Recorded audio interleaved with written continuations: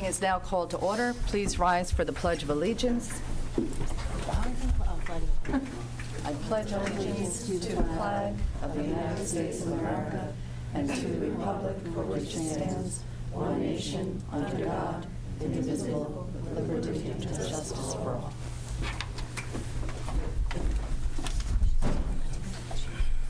Adequate notice of this meeting, as required by the Open Public Meetings Act of 1975, has been provided by an annual notice sent to the Home News Tribune, the Star-Ledger, the Sentinel, and News India Times on January 6, 2020, and posted in the main lobby of the municipal complex on the same date.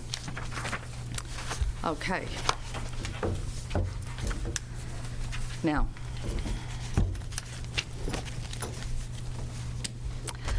we have the first order of business is the approval of the minutes of February 11th, 2020. Has everyone had an opportunity to review them? Yes. I have two items that I want to point out. Yes. First one is this attendance record. I mean, previously we only have like a present, absence. Why do we this time Oh, because usually in library boards they will have an excused absence and an unexcused absence. We never You had. may recall, excuse me, but you may recall that for that particular meeting I had asked that everybody respond whether or not they were attending. I did not get responses from, the people who are listed. So going forward, we will have excused and unexcused absences noted in the minutes. I just want to make sure that our minutes reflect what is really going on. But was there any other comment that you had about the minutes? Because I think I do. I know I My point do. is that before this meeting, we do it one way. I mean, now it's being done differently. And the other thing I want to ask you is that, okay, the end of the meeting is Sam Joshi motion to adjourn. I mean, he's not a member, No, right? that was one of the corrections that I wanted to bring to everybody's attention. That is not correct. But this is just the reality. What happened, right? Right, these are the Motion. minutes, it's just incorrect. Unfortunately, the person who did the minutes is out ill, so we can't really speak to her about that at this time.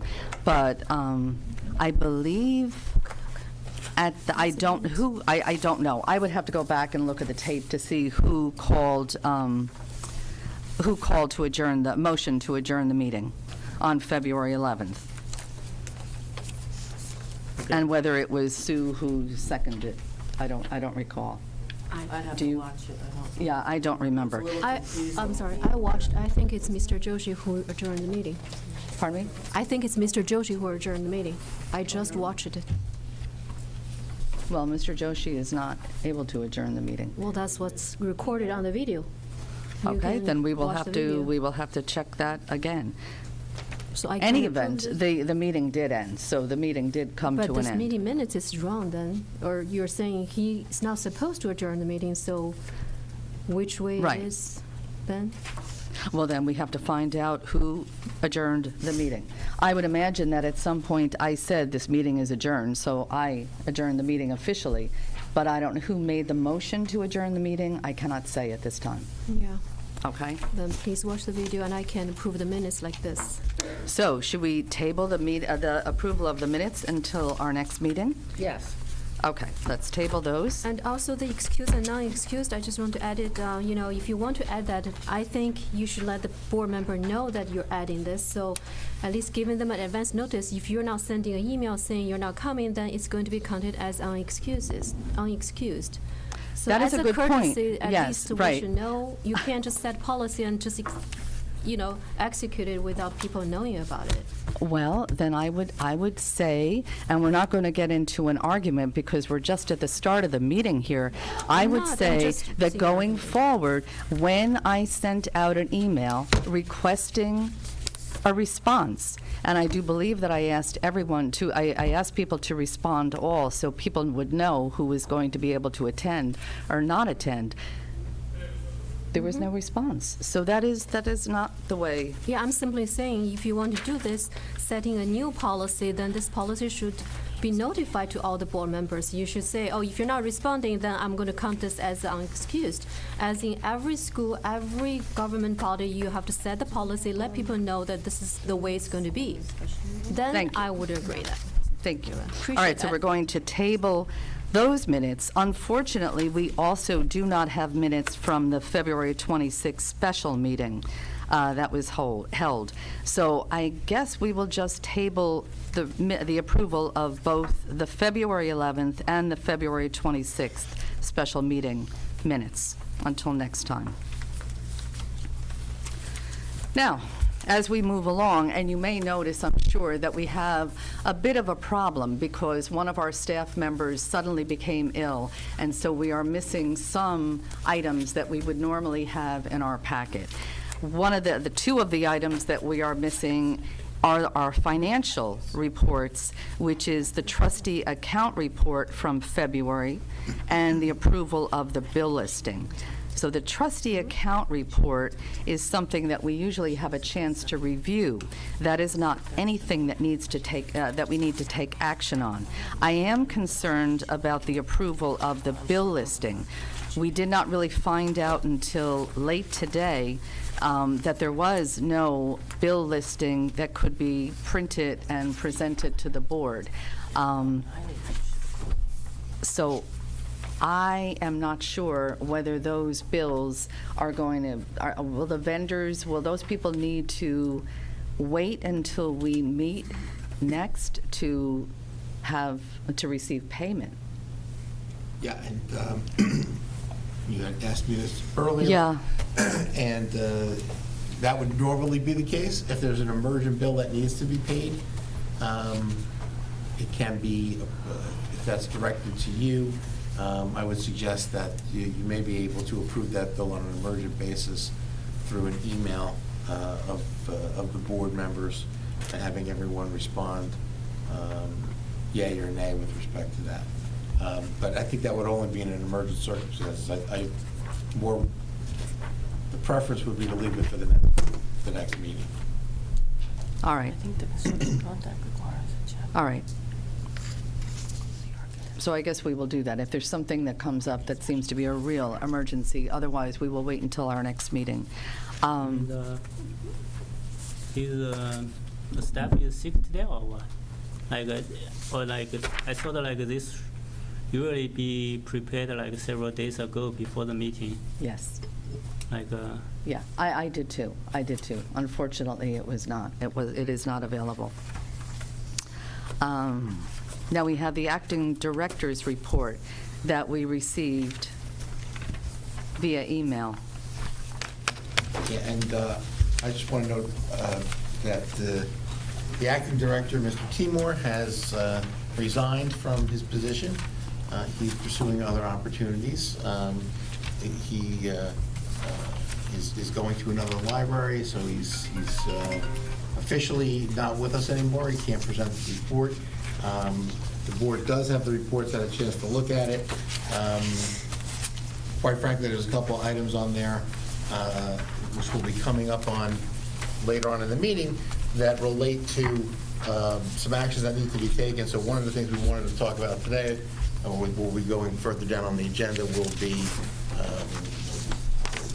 the process by which we kind of fill that position on an interim basis, and before the board proceeds with, and I know that it's already ongoing, the search for a director. Because the search for a new director had been already in the works and had been proceeding at the time that when Mr. Davis is acting as the acting director. So my suggestion would be that process be expedited, and that we go through, put someone in the interim to take care of such business, such as the bills, et cetera, and the construction that's going on and all of that, and that at some point then the board's going to proceed with the process of appointing a new director. Right. And going along with that, there's no need, or we will not be discussing the budget at all right now. But I do want to make a note of some positive news. I hope that everybody had an opportunity to see the article in the Criterion Sentinel, and there were other articles as well on the items that went through the public library, the programs that were held on Black History Month. So that is, I'm glad we got some really nice positive press, and thank you very much to Gabe Ramos for all of his help in setting up those programs. So I did want to make note of that. And the other item that is under the acting director's report is a poster maker that will be purchased, and it's really pretty exciting. It's a poster maker that I have seen at library conferences that our children's librarian had an opportunity to also see it at a conference and get a really excellent conference price. It's going to be something that will allow the library to create posters and banners, and when it is received, there is even discussion about making it available, just like we have a color copier and a black and white copier in our libraries, that it may be available to the public for their use. So that purchase hopefully will be made at some point quickly, hopefully. And we can be pleased that we have that. I just want to make a note of that because it's coming to mind. This particular poster maker, I recall that we did receive notification that this is the pricing that is available until the 13th of March. Yeah, I called the company. Yeah, maybe if you come up. Sorry, Carolyn. This is something I had seen last year at the convention. I was excited about it, and it got kind of lost in the grab, so I had approached them more about it. And if later we open it up to public, we can even cover the cost of the ink and everything, too. Lisa has also seen it, I know. And I called a couple of public libraries that have it. They're very excited about it. In the packet, I had listed some public libraries that I had given Pat that had it, and they're really excited. But the price was more, I saved $2,200 if you bought it at the convention. Since we didn't, I called them and said, look, we really, really want this. Would you be willing to keep that price for us again? And they said, yes, we would be willing to do that for you this time, but we will only hold it till the 13th. So I said, well, I need to go to our board meeting and my director, and they said, if your board meeting is the 10th, if you call us the next day, we'll honor the price. So they saved us $2,200 Right. off the cost of it, too. And it comes with very bright paper, and you can also get glossy paper that comes with a packet Yeah, of paper no, to get us started, too. It's all No, in there. that's good. But would it be possible to contact this company with the promise of purchasing it, but they would not be able to receive payment until? You can just do a requisition. Just do a PO is requisition, contract. and that's fine. Okay. What is that? Just a purchase order, to put a purchase order. Yes, I Yeah. did tell them we'd have to do it through a purchase Yes. order, and it takes a little time to get the purchase order. Yeah, so that's Through fine. Town Hall, but they said if I called them tomorrow. Right. They would start getting the packet together and be waiting for the purchase order to come. I said we'd have to do that. But it does a lot of banners, floor decals, wall decals. You Yeah, can do it's a a lot nice- of great it's a nice stuff with it. machine. Really That's nice. Yes. and- Yeah, it is very nice. Thank you. And just to be clear, we don't need to approve this, correct? No, we do not need Okay. to approve this, no. On record. The next- Excuse sorry. me. I just want to clarify one thing. The acting library director has resigned, right? Yes, And the last day is, what is it? March 17th, right? yes. No, No, he left as of As of Friday. Okay. So is he going to get paid until 17th or last To the Friday? 17th. Because he was, we had determined that he called me He said he wanted to resign. He was taking another position. He gave us 2 weeks' notice, or I think he talked with you, Pat, also. He sent an email, About yes, the 2 yeah. weeks' notice. You know, 2 weeks' notice isn't required. There was a decision that there's nobody in the position, but he said he would be willing to, you know, assist, God bless you. He would be willing to assist with the transition. But since he provided 2 weeks' notice, rather than have him come in, we decided that he worked for the 1 week, and rather than having him come in for the remainder of the week, he was wanting to get his affairs in order. We would just pay him for the remaining week. I'm not sure I understand. So he's not working this week and he's getting paid? He's not working in the library.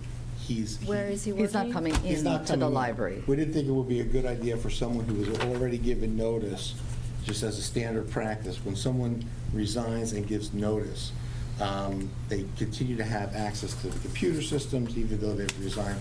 They consider to have access to the building, to the cards, et cetera. So instead of doing that, there was no need for him to continue to basically work as a lame duck in a lame duck situation. The determination was made that he would, and he met with the Personnel Committee and myself prior to the union negotiations to discuss this, and it was determined at that time that he would be paid for the 2 weeks, but he would only have to work until that Friday.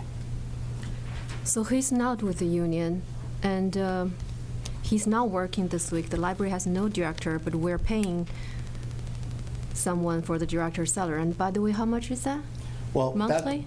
What you Or said is correct, annually? but really, that discussion should be held in closed session with respect to how much he's being paid and when it's being paid out, and the reasons for that. So I would defer that to closed session. Okay, then before we go there, I just want to make sure that, is this a board approval decision? Because I have no idea about this. No, Who this is approved this is not a board approval. This was just, we were notified that he was leaving, that he was taking another position. Yeah, I understand that, We but did I don't not understand need to who made approve the that. decision that he's getting paid until this week, while the entire week, the library has no director. No, I don't Would think be you that understand completely. He is not coming into the library. That does not mean that he is not available to answer questions or what have you. And I think we really should defer this conversation until we get to closed session.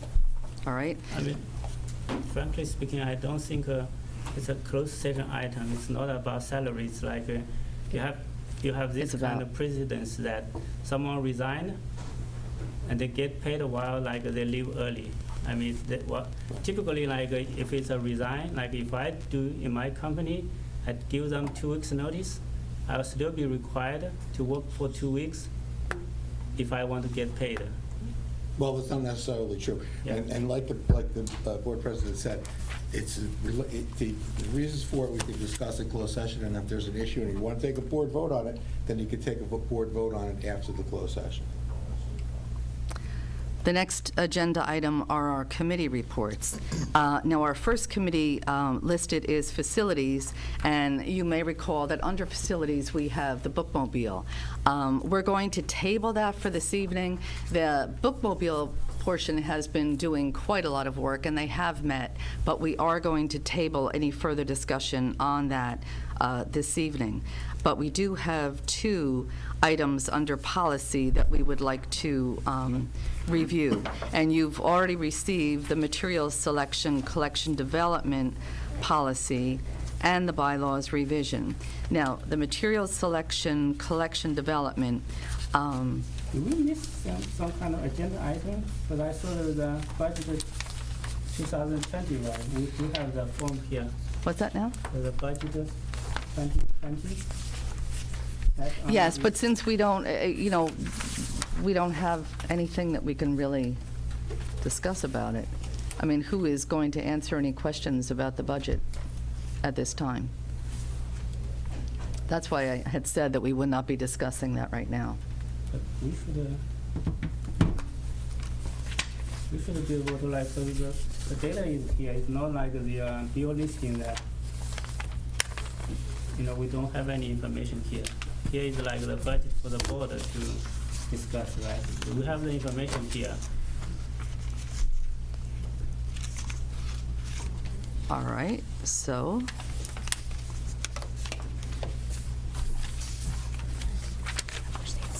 You're saying that you want to discuss the budget. Is that what you're saying, David? Yeah, I think we can like just Discuss what? I'm sorry? Budget. Discuss the budget.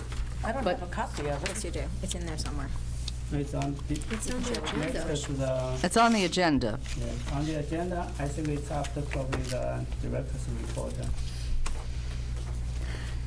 Is it in this? I really don't see the need to, or the point in trying to discuss the budget when, Budget is one of the very important things for the library, right? That's one of the main functions for the board.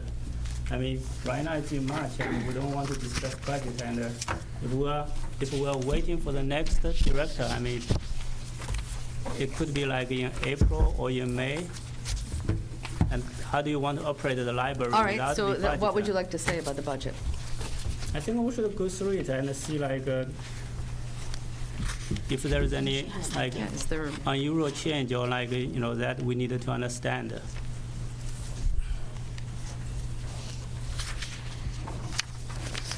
Well, I would suggest that the reason why we're, one of the things that is on the agenda is how to handle moving forward with the interim director and a new director, if there's going to, at some point when there's going to be a new director. Going through, you really have to have someone that's going to be in charge of this and taking it forward. I would agree. In order to make in order to give the board the benefit of the knowledge about what's behind that budget and what's projected and what's going forward. Now, Mr. Davis really isn't capable of doing that because he's not going to be the person who's implementing it in the future. So that's why when I refer to quote-unquote a lame duck, it's like he could be here and tell you everything, Right. all these glorious things about the budget, but it may not get implemented. It may not be true. It may, going forward, when you have to have the new director actually dealing with it with the boots on the ground, so to speak. So the best thing to do would be to proceed to have someone in the director's position to advise the board on those issues of the budget that the board has to deal with and to control the issues of the budget that the director has to deal with, because a lot of it's within the director's purview as far as how they're operating under that budget. So my suggestion would be, I know it's kind of a tumultuous It's time, there's a frustrating. lot going It's on, frustrating, but right. what you really need to do as a board is to have, put someone at the helm of being the director. Right. Either on an interim basis or on a permanent basis. Obviously, you can't do it on a permanent basis right away, so you're going to need someone in the interim. And my suggestion would be that you go forward with that. Obviously, if you have something as a board that you want to alert board members to or the public to about issues in the budget, it's fine to discuss that, but there's can't be any resolution as to that absent, someone in that director's position. right, I would agree. Okay. I would agree. I would probably agree. will not agree because the reason is that we included this bylaw revision in today's discussion. I mean, that is warranted for like a longer discussion. I mean, I don't see the urgency of change that one right now, but budget is one of the things that we should discuss so that the next director, they can have some guideline to work a plan. But David, By I set- don't set really up by the understand board. what kind of guidelines we, as the trustees, can provide at this point to I mean, an unknown interim director or director. I mean, the point is that whether you have the interim director or the next director, we needed to tell them that, okay, under what kind of budget he can work with to define the plan for the library, right? I mean, you probably get an interim director, say, next week, what is he going to work under? I mean, right now, it's better for us to discuss it so that whenever the new director joins, he can start the work immediately. I believe that the interim director could be given this packet and review, because whoever we get as an interim director will have experience as a director. which none of us do on this board. The experience doesn't mean like he can decide the budget, like, if we discuss it, and then he will have a better idea on like the priority on the budget. I mean, otherwise, he's going to work it under some kind of assumption that, what kind of assumption that board can give to him without discussion. I don't really see the need for us to discuss this budget right now. I mean, is there anything in particular that you want to note about the budget? I mean, I saw several kind of like a pretty large budget increase. I want to figure out what's happening. I mean, Well, the budget increased because of a statutory amount with the construction permits and stuff and fees. So the budget went up $538,157. So that bottom line, $6,327,927, is statutorily required to be in the budget, and that's what your director will work with. So that right there is set in stone. no, but not for if you compare against the last year, We got more money because our rateable base went up. So the we library got gets more like money. how much percent increase? Like I didn't do it's 538,157. That's close to 10% increase, right? Do we get that much increase? Yeah. It's a statutory figure, the state sends us it. If you actually look to the meeting minutes Yeah, from it does last say that month, somewhere. on those meeting minutes, I actually explained this to you. Yes, we had Oh, that page discussion. numbers. Yeah, in that last meeting, Yeah, they but explained the What formula. I still don't get it is that this kind of distribution in this budget, This kind of what? Sorry? like, for this kind of line items, I mean, some of them we don't have a lot of budget allocated last year. I'm trying to figure out why we're having so much allocated Book- when the decision is not Because you being have made. to, you have to get your expenditures to meet your revenues. So this is what the director and the consultant had put together to present to the board to start discussions about the budget. The one side has to equal the other. So I guess they went through everything in the library and looked at different areas that they should or would like to increase. That the percentage increase is like, to me, is I don't think it can be attributed to the way that based on the formula. This is the number. This budget has to equal this number on the bottom. By law. You have to increase the library budget to $538,000.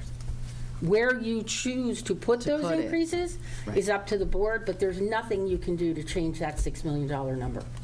And that- Nothing. And if I just interject there, that's why you really need to work with the director, because if you're going to say, Right. I don't think you need, X amount of Right. money for cleaning supplies, we need someone who's actually knows, who's been in Right. the position, who's Exactly. going to say, here's how many places we have, here's what we did last year, here's why I think we need more cleaning supplies. And I think on the All of that. far right-hand column, somebody's tried to give us a little code Right. of what Yes. some of the increases are for. I myself, to increase the salary and wage line, $873,000, I would like to see what that breakdown is made up of. Exactly. Right. Exactly. But again, No, you I won't think, get that until we a can't. director We gets in need, place. we need, And, yes. I mean, I do see some kind of like something that we have not decided, but it's been budgeted here. I mean, one example is the bookmobile. Last meeting, we do discuss on that one. I mean, Maureen, you probably in the bookmobile committee last year. I was last Yeah, year. we're trying to figure out different options. And as of last meeting, my impression is that we're still trying to evaluate the different options. But now that I see But that increase, if you look, but if you so look much at, budget, wait, you have to understand this budget. If you look at what they're talking about, the bookmobile, it's not deciding what you're going to do ultimately, whether it's one big bookmobile or two. They're building in the anticipation of buying books for whatever we decide the bookmobile is going to become. It's got nothing to do Right. with the bookmobile. bookmobile It's just itself. outfitting it once we do make a decision, and I think that's really good planning. Right. Because we're already a year behind with not having a bookmobile. Exactly, exactly. I mean, for different options, you have different kind of budget. I mean, with, say, one option, you may have some money for the book, but you may need some additional budget for like technology support, like Yep, computers and so there's on. money, there is money in here for technology. So, like, what I would suggest to you is, if somebody has specific questions that they need more information, let's get what those are tonight. So at least when the director comes in. Exactly. We have the material for the next meeting, so we can have a better discussion. I would agree. That's I would probably the agree. reason I raised this one, because when we have some idea on this budget, so when the next director comes and they have some question, may ask you or someone, Right. you can clarify with whatever the discussion we have here. I mean, otherwise, we're going to have the same situation where you made the decision for the library board. No, mean, I would not be that's the making thing, a like, decision. what I'm Right. saying, it's better to have the discussion so that everyone can get prepared. Okay, To we're get to the we're new having board. the That's what discussion. we're doing right now. Yes. Do we have any idea, the search company going to find do we have to give them a timeline? When do they start searching, or? Are we speaking about the budget, or are we going on? The director Well, we're search? gonna be Okay, on the so are budget we now. finished with any discussion about the budget? Any other discussion about the no. budget? I think we probably needed to look at this budget line 20. I mean, there was a increase of close to 1 million. The main reason is needed to hire the librarian supervisor and library assistant for bookmobile. Like I had Yeah. said, it's $873,000 increase. I think I would ask immediately the interim director to give us a list, get it out to the board of what that $873,000 is made up of. I mean, I have that in my Exactly. notes to get us that. Right. Is there another line that you have questions about?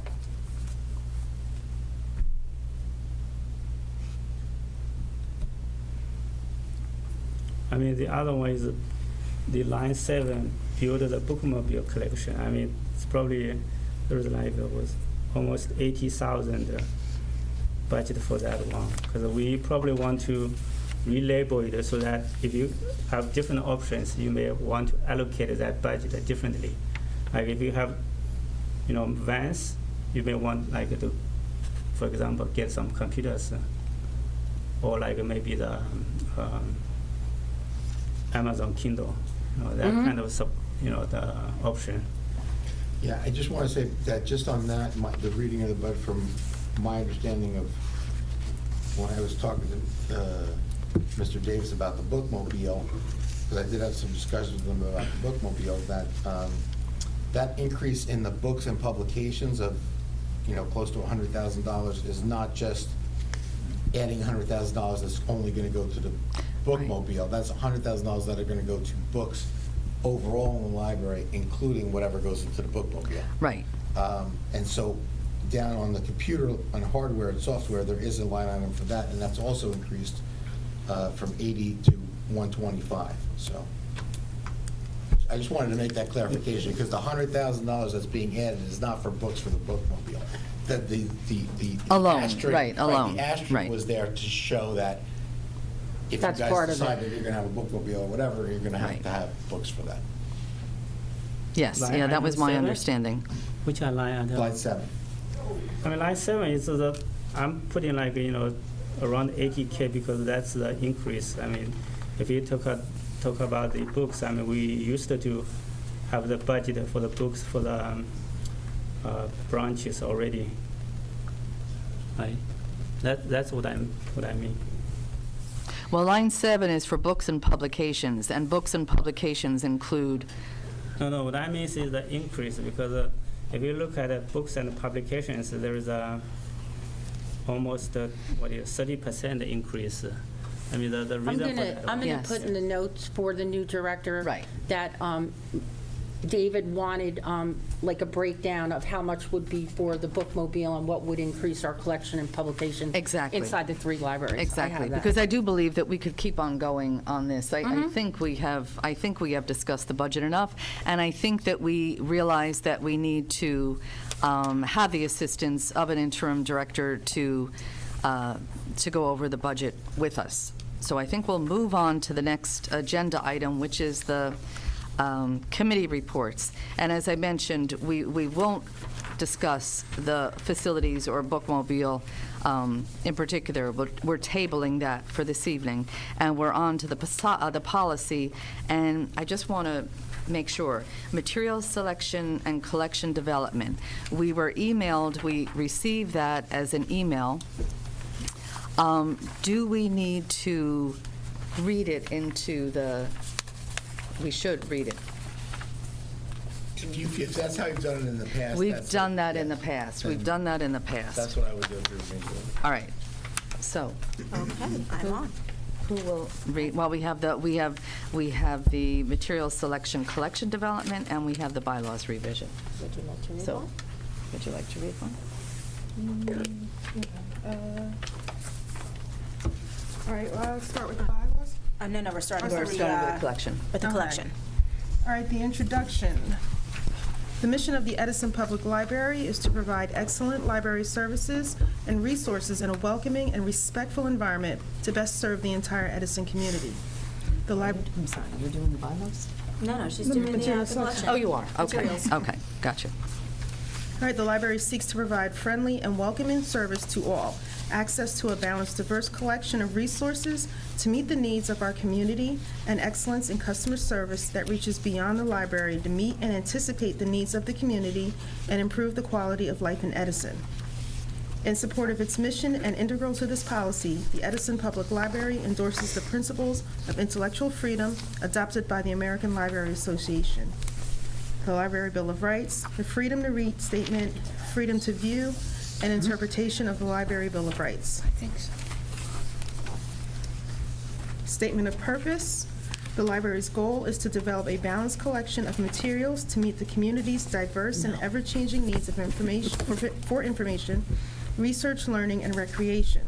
The collection development policy provides guidelines and is used by the library for material selection and withdrawal decisions, allocations of resources, long-range planning, and guidance against censorship in accordance with the library's mission.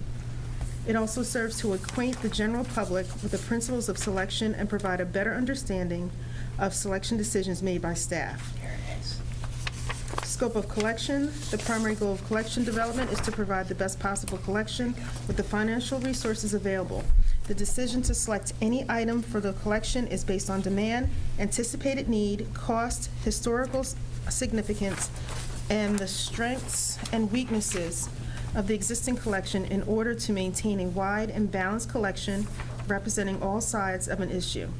Materials will represent a variety of viewpoints on current and historical issues and will be selected to meet the informational, educational, and recreational needs and interests of the community. The variety of formats of materials collected include print, audiovisual, media, electronic media, as well as access to the internet.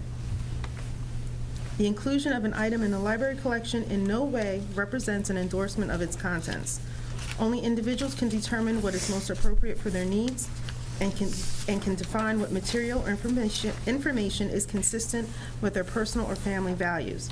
Parent and legal guardians have the responsibility for their children's use of library materials. Professional and special materials, such as legal, medical, and religious works, are purchased only if they are of general interest. The library does not support educational curriculums through the purchase of textbooks. Textbooks may be added to the collection if they provide the best or only source of information on a subject or to complement an existing area with another perspective. Selection criteria. Can I have a comment on this one, or we needed to read it? What's the Probably procedure? best to read Let's read through it. first and then to have comments on sections. Okay, selection criteria. Library materials are selected on the basis of informational, educational, cultural, and recreational value. Professional librarians will select material in a variety of formats using published reviews, professional and trade publications, and consider patron requests and recommendations.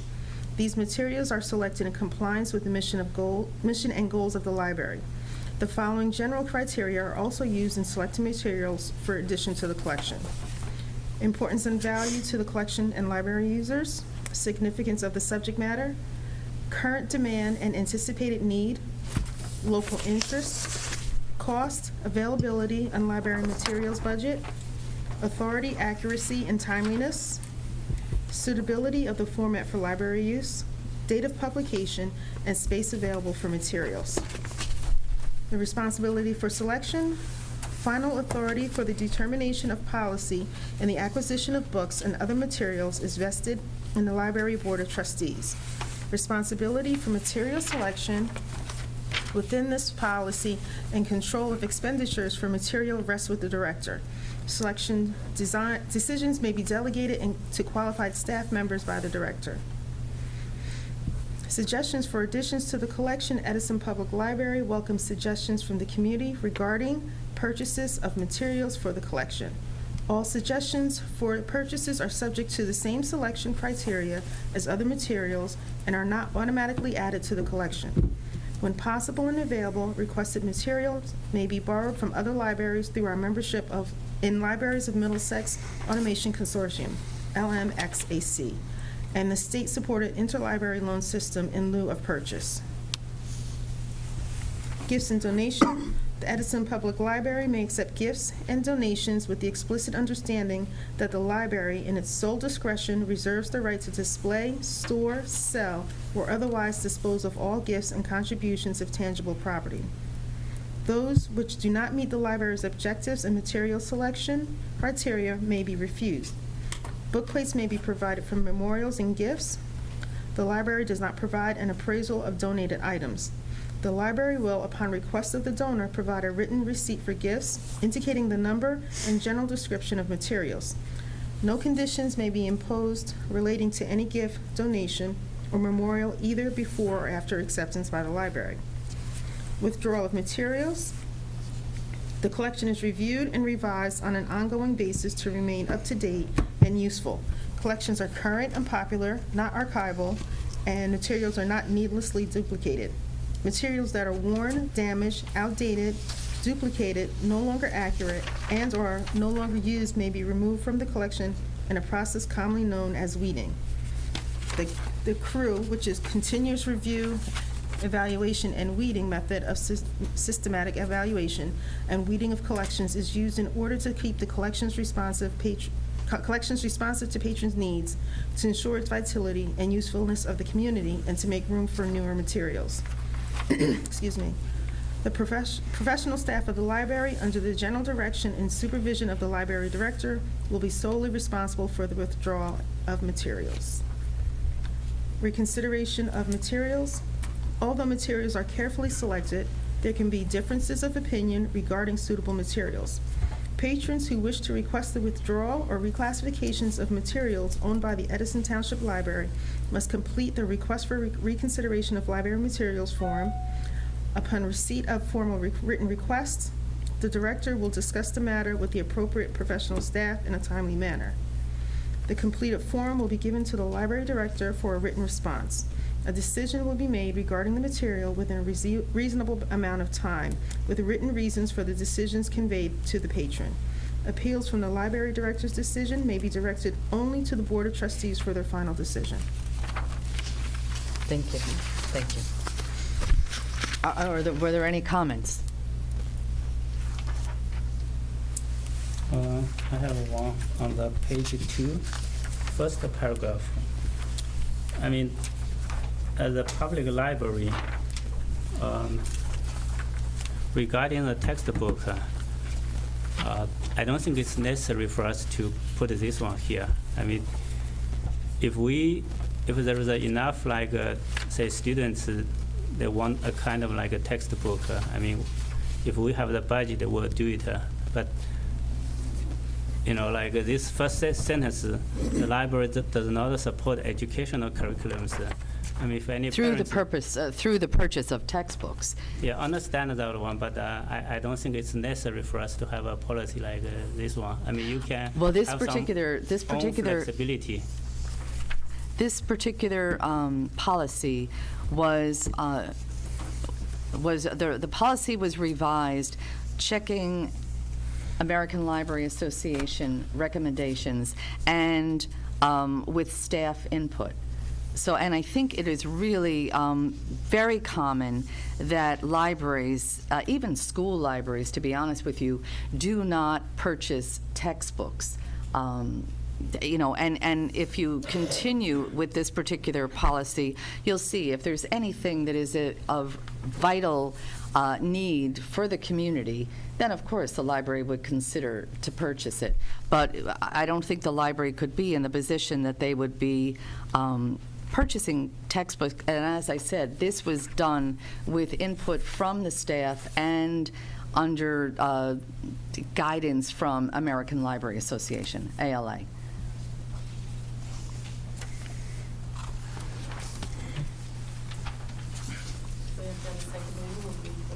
Yeah, do we need to have a second meeting, or can we? I don't think you need a second reading for her approval. I just want to make one tiny little change. On the Yes. very last page, professional staff of the library, we changed professional staff in a different place to professional librarians, and I think we should do so here as well. Where is that now? The first paragraph on the page, the professional staff of the library under the general direction of the supervision, second to last. Oh, the professional staff of the library, yes. I just think we should follow what we Keep did it before and consistent. keep it consistent, sorry. So in place of professional staff, it should say professional librarians. Yes, I agree. Because we We might did have other make that. professional staff who are not professional librarians. Yes, that's a good point. And that's the, Well-versed. Yeah. Exactly. That was a good point, because we did change it earlier, and we Exactly. did not change it here. We did not pick that up. So let me now amend my advice then. Okay. Because there were changes, is your usual practice to take comments from the public and to have a second reading, or do you? Well, no, Historically, we we've haven't, just but- been going. We've been having one reading. Obviously, it goes out to the board first Right. for their review through email, and then we have one reading, and then we, Okay, Approve. even where comments are made, you don't have, even with, yeah. Well, okay. depending on the comments, if it's something minor like that, Okay. then, Yeah, that is that's fairly very minor. minor. I would continue with that practice then. Okay. If it's something much larger than that, then. Then we would go revisit it. back. There have been times that we've discussed, I'll give you an example. We have a draft policy on tutoring that we brought to the board. We had some discussion, and we haven't had an opportunity to return to it, so we would do that. But we did not have a reading of it. Okay. So, then can we have a motion to approve? Oh, sorry, do we want to have public comments at this time? Do you usually have public No, we never have Well, public we've never had comments. public We've comments. never had in this, public but comments. we've also done it, not voted until the second meeting, so. Right. The public did actually have time to comment. It So just then, you wasn't know what, done. let's hold off until the next meeting. We can hold off to the next meeting. Yeah, it's probably, yeah, have Yeah, the, okay. then public can comment during the public comment section. Exactly. Sure, And then you and can then have we the can, second. okay, so we'll do that. I won't say they never had a chance to comment. Okay. Okay, so now we will move on to the bylaws revision. Okay, and I will read this one out loud. All right, just a note, this actually was begun about a year ago, I believe. We've been Yeah. saying for a long, that our old bylaws were last revised sometime in the 90s. So this is a long time coming. Draft of the bylaws, Edison Township Free Public Library Board of Trustees. Article 1, Board of Trustees. The Edison Township Board of Trustees is duly incorporated and exists as a body by virtue of the provisions of Chapter 54 of the laws of the State of New Jersey, Title 40, and exercises the powers and authority, and assumes the responsibilities delegated under said law. Article 2, Purpose. The purpose of the Board of Trustees is to provide public library services to all residents of Edison Township in accordance with the laws of the State of New Jersey, the regulations of the state library, and applicable local ordinances. Article 3, Board Membership. The Board of Trustees shall consist of 9 members as follows. A, 7 members appointed by the mayor, at least 4 of whom are residents of the township. B, the mayor or the mayor's representative. And C, the superintendent of schools or the superintendent's representative. Appointed members serve 5-year terms. Statutory appointments are 1-year terms. Members of the board shall serve without salary or other compensation. Board of Trustee members whose terms have expired shall serve in a holdover capacity until official appointments have been made. Appointment recommendations.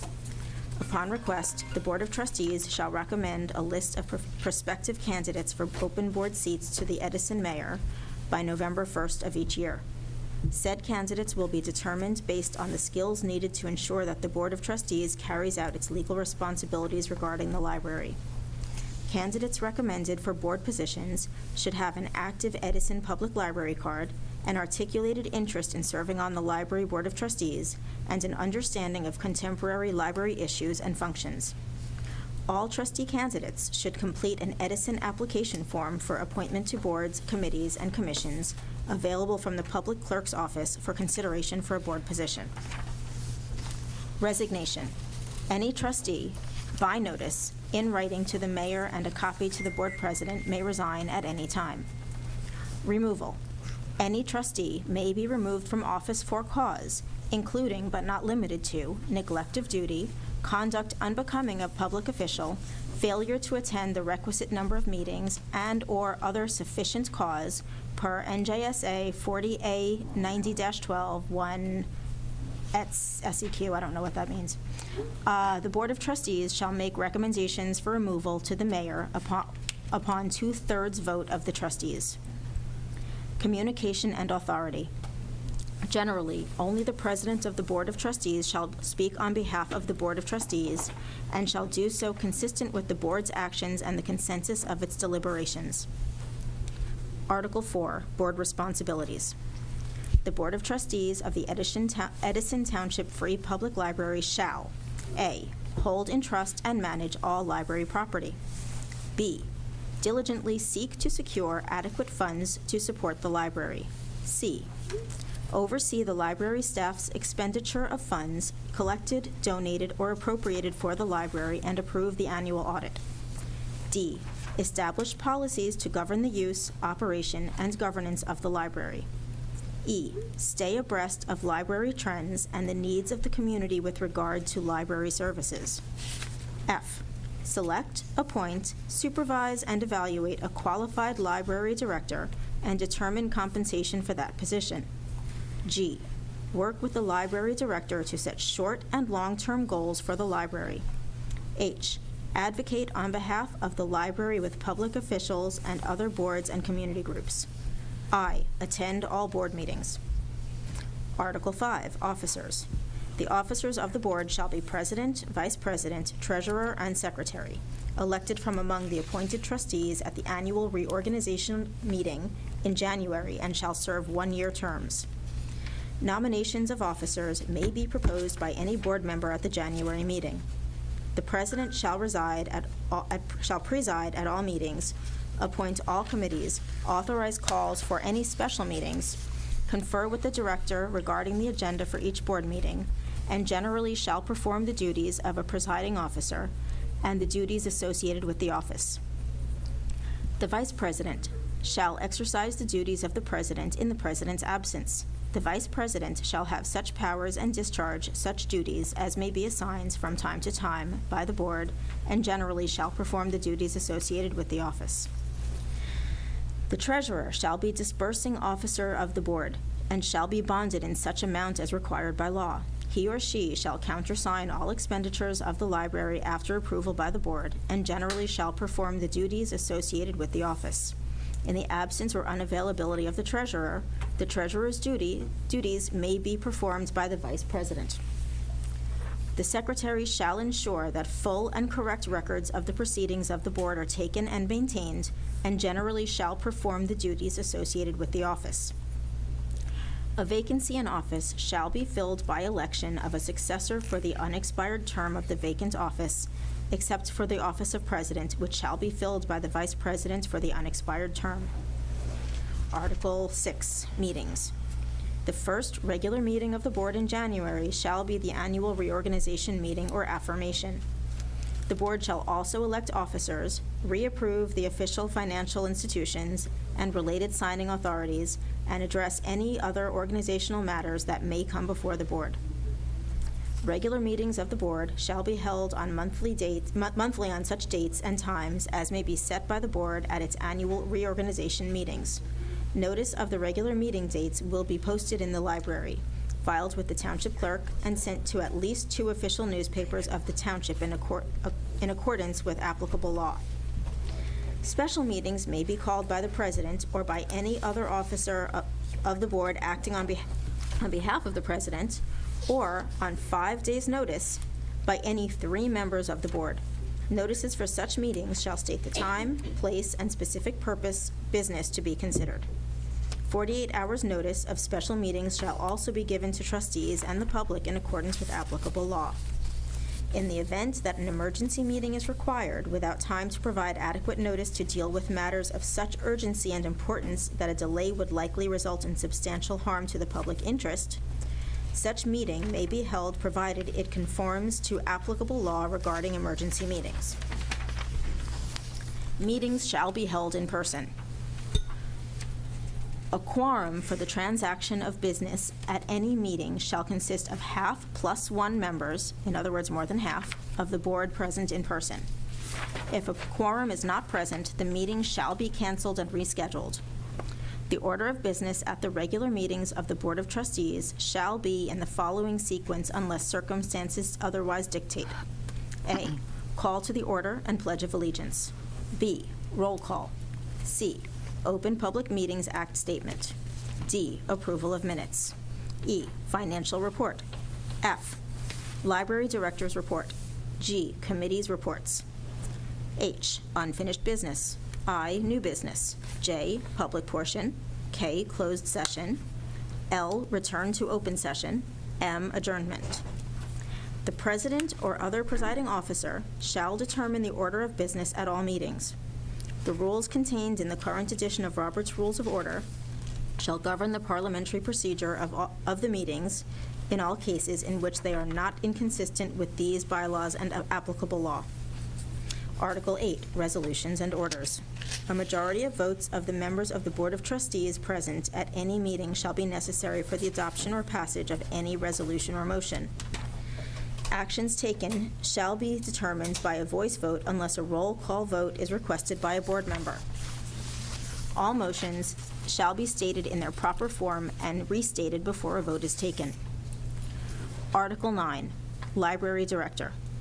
The board shall appoint a library director who shall be the executive and administrative officer of the library on behalf of the board.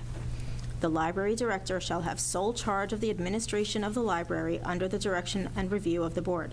The library director shall be responsible for the care and maintenance of library property, the supervision and evaluation of library employees, the adequate and proper selection of materials in keeping with the stated policy of the board, the efficiency of the library's service to the public, and its financial operation within the limitations of the budgeted appropriations. The library director shall attend all board meetings. Article 10, Committees. The president may appoint such committees of 1 or more members for such specific purposes as the business of the board may require from time to time. If it shall appear that the purpose of and need for any such committee may be long-term, the board may confer the status of standing committee, whereupon it shall be the duty of the president to appoint such committee each year at the annual meeting. Otherwise, a committee shall be considered to be discharged upon completion of the purpose for which it was appointed. All committees shall be advisory to the board. Article 11, Amendments. These bylaws may be amended without prior notice at any meeting of the board at which the entire Board of Trustees is present, or by a majority vote of all members of the board present at a regular meeting, provided that written notice of the proposed amendments shall have been sent to all members at least 10 days prior to the meeting as which such action is proposed to be taken. Article 12, Chain of Comment for Public Complaints and Inquiries. The following procedures will apply to the handling of public complaints and inquiries.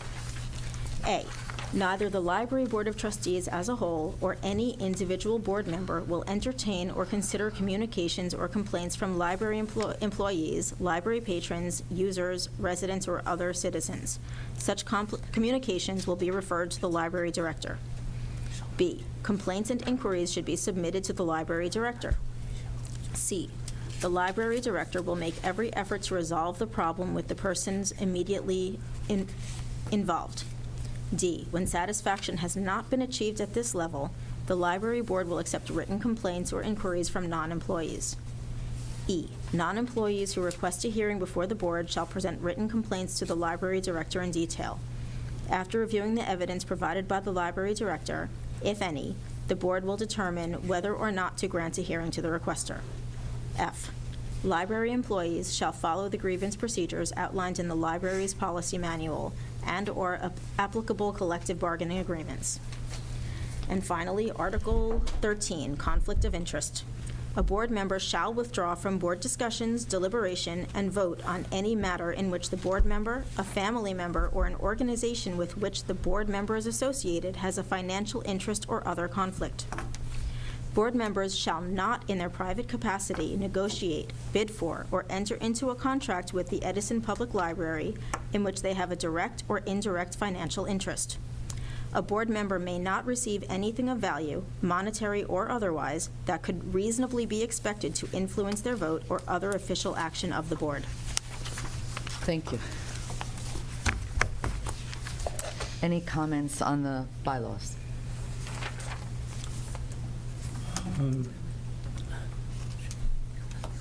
The first one is that 7 members appointed by the mayor, at least 4 of whom are residents of the township. So I have a question that we probably need 7, right? Or, We currently have 7 okay. appointed by the mayor.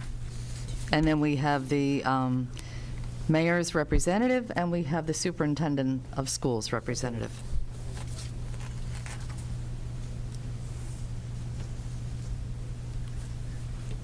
Any other comments? This was brought up before, right? Was it? Sorry? Was the same thing presented? Remember, we had a draft. draft back in April. To give you a little bit of history, the bylaws, the library bylaws, have not really been revised in quite some time. It was discussed and never really, there was no action taken. So we had talked about it, and the New Jersey Library Trustee Association offers guidance on bylaws, and the State Library offers guidance on bylaws. American Library Association also offers guidance on bylaws. So a previous attorney had worked on bylaws, on a revision of bylaws, and as Lisa mentioned, it was about a year ago, and we realized that we had never really taken action on it, and it's really important to have updated bylaws so that we are all on the same page, and there's an expectation of the behavior of all board members for the library. So we figured that it would be a good time to present this and finalize it. So this was basically the same thing as we presented, as we got in April, right? it's very similar. There are a Yes. few, there might be a few additions and, you know, a little bit change in wording, but yes. And this will be effective as of now, as of I think we should, since we've had such a delay, and I think it would be in our best interest to vote on this and just check this off as something that is done. So I guess I would entertain a motion on accepting this revised bylaws. And I guess it's called a revision of the bylaws. Revision or amendment, either one, but Yeah. it will be the bylaws once it's Okay. approved. So I move that we accept these revised bylaws. I'll second it. Do we have any Discussion about this? I don't think so. I don't think so. All those in favor? Aye. Aye. Any opposed? Any abstention? All right, so then we have accomplished the revised bylaws. Thank you.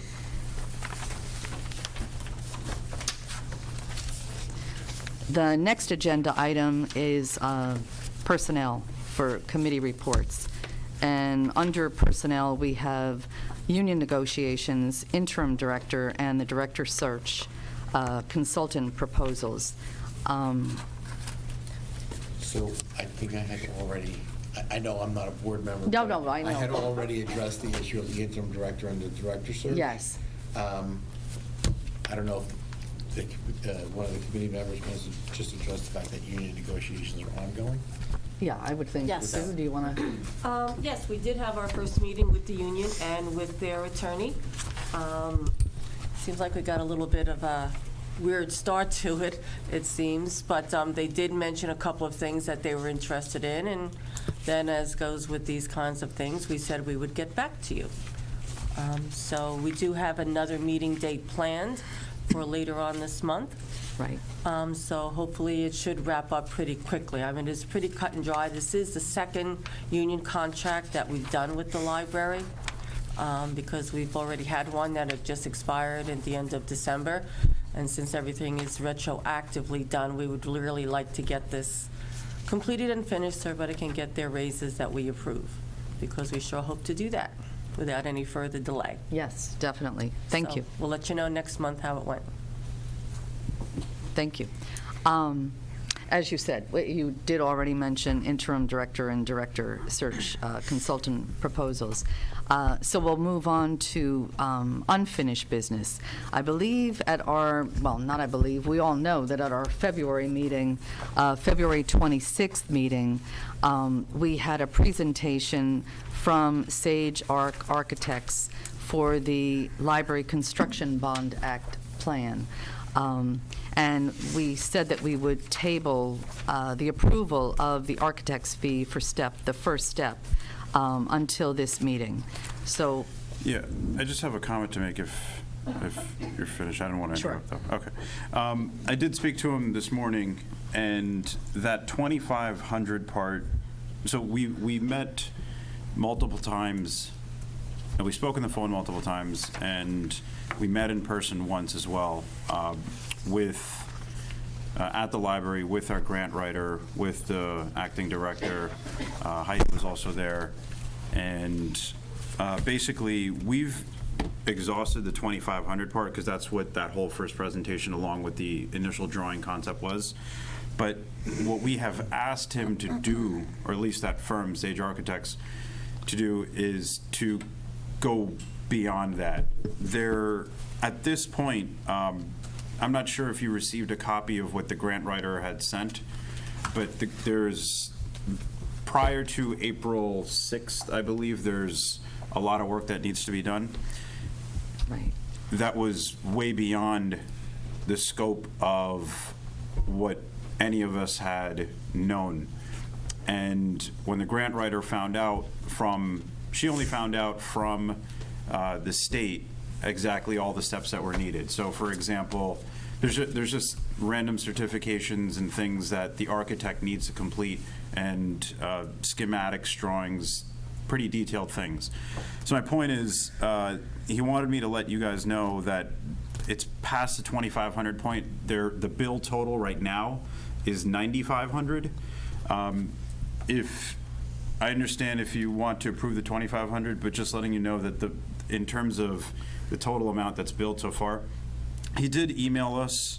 I think I was on the email. He sent it to Moore, and then Heidi received it. I'm not sure who else received it. I got it too. So the total number is 9,500. It's up to you what you guys want to do. Just wanted to let you know that that's what our amount is at right now. Yeah. Quick question. Why you get the email on this quote, and I think most of the board members didn't receive it? That honestly, I think the amount of time that he's just put in the first contact, he just picked up and called me. I don't, you can take the call, I don't want it. Right. I guess it's, well, it's tricky. I mean, we had the meeting to approve the proposal on February 26th. Now it's March 10th. Yeah. And I do believe that a lot of work needed to be done in that short period of time, Yeah. I'm sure. Because we are, if you recall, the library construction bond can be submitted in between, I think it's March 9th to April 6th. So we have a short window of time to get everything needed in order to submit it. I understand that. It's just, did anybody else on the board receive this quote? Yeah, so the initial one was forwarded out. Yes, the Yeah. initial one, I know we had from our last meeting. Yes. I believe I have that here. If you search Sage Architects, yeah, that one. Yes, if you, we received this at the last meeting. Everything's in the packet. It's dated February 14th. And on the second page, under architectural professional design fees, it said step 1, existing library documentation studies, and that was for the amount of $2,500. And then step 2 is concept design, which is $5,000, and that's a total of $7,500. And then fees for steps 2B, 3, and 4 will be determined upon the direction on the concept design. Pat, I apologize, if I can interrupt for a second. Sure. If you look in your packet tonight, there is an invoice from Sage Search, Yeah. sorry, for the $95,000 explaining it, the breakdown. $9,500, sorry. I'm not good at reading numbers. Thank you for correcting me. You were Well, you correct. read a lot, right? No, You read thank a you for lot. correcting me. Oh, it's right here. It is in the packet. So then we should be able to approve that. So then we amount, should be able to. So Since we have this It to has, review. it has indeed been provided. But this is the first time we're provided this, right? Yes. But he already started the work. No, you had the proposal. No, at we the had the last proposal, meeting. sorry, we did have the proposal at the last meeting. It was a two-page With the document. dollar amount? Yeah. Yeah. And the So- 3 phases. Yeah. When would the second phase start? Last meeting, I only got one piece of paper. No, no, no, Meeting, the- So No. You Yeah, received this Looks packet just here. like that. that's This in the packet. email. That's as I suggested to the director that I would appreciate it if he can print a copy Yep. to the board members. So because we come directly from work, we Yes, can't of print course. out the email from our work using company's money, right? So we have to just come here with nothing, and I would appreciate it. if Yes, you can I would provide us the agree. copy. Going forward, we really hope that we have the information that we need emailed to us and also printed out in the packet so that we have it in front of us. So when would the step 2 start? It's already It's started. starting, it's happening now. If Yeah, we it's didn't happening start right it, now. then, if he didn't start it, then we would not be able to get it done. Now, I actually do have a question. Right now, it's $9,500. Does he anticipate it going up for the rest of the month? Will there be more additional fees, or this is it for the architect? So this is, when we sat down, and I wish the others were there to explain it because I was just paying attention. Basically, he explained all the steps, and the grant writer had listed, the grant writer had given us a list of things that she got from the state library from the grant, saying that these are the steps that we needed. And we were told it was basically from 1 through 5. Turns out it's 1 through 10. And I'm using hypothetical numbers. So it's longer, but the duration the amount of things that he has to do, they just had to get this done up until this point. So to answer your question, to complete it, I would assume that there's going to be another bill that comes right after this, or to show what final step he's going to be finishing for the grant. But keep in mind that the grant writer had only given us all the steps about 2 weeks ago. Okay. Yeah. It was an Excel spreadsheet with a lot of sheets. Okay. So we have approved the grant application last meeting, right? Yes, we did. Yeah. So that's being submitted already? The council's voting on it tomorrow. Right. Okay, once they're submitted, when are we going to get the result? Oh, it's Whether it's approved or submitted, not? it's submitted between March 9th and April 6th. And then I believe they're going to they're going to post a list of recipients in June. I believe that's the Yes. time frame. And then I think funding would be available anytime, possibly between July and October. I don't think there's anything set in stone when that funding would be available. That's correct. Then July would be 25%, so we can get started then. Yes. And middle of the project, depending on what scope of work we're doing, is 50% of the funds. Yeah, there'll and be a then- drawdown. Yeah, and then Yes. it's 25%. Yes. And then, of course, we have to hope that we receive this grant. Yeah. So if we receive it, we're going to start in July, a little earliest, because in July, we're going to get a notice that whether it's approved or not. And June. we wouldn't be able to June. start, because just No. getting noticed, then you would have to go out to, bid. To bid Bid and all that, yes. Okay. And this architecture is done, it's starting now, and when is it supposed to be done? The step 3? This step 3 is to pull us through the paperwork that he's doing right now. Once the project actually starts, there's going to be another bill. The project, okay. I'm not sure I understand. So we already, the grant writer is done, right? His job is already done. The grant is submitted. No. No. The It grant has is not submitted. No. It's between March 9th and April 6th that it can be submitted, but it's not ready for submission just yet. I think I know what you're asking. So the grant itself is a multi-phase process. First, we had to authorize we had to prove to the part of the application form, which is a very big form. Yes. We had to prove that we even have the funds and the funds were authorized. So that's what we did last meeting at the trustees, and then we're also going to do that tomorrow at the council. At the council. And in addition to that, the grant itself requires our full plan to be shown, along with the architectural and every part of it that we want to do. So this is getting us, the first 2,500 was just a presentation for us to see what he's doing, to see if we even wanted to move forward. And I think that's where we agreed on that. That was February 26th, Yeah, right. we agreed on that. And then to get us through the grant itself and all the work that he's doing, the schematic drawings, that's pulling us through that.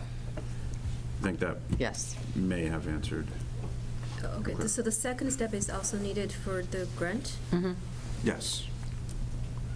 You have to have the actual The drawings. third step is not needed for the grant.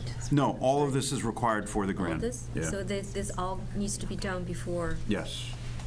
And April? we were also told that because of the popularity in this application, if you are missing, it says it very clearly, if you miss one thing, even if one thing is missing, the whole application gets rejected. There's no like Exactly. extension period.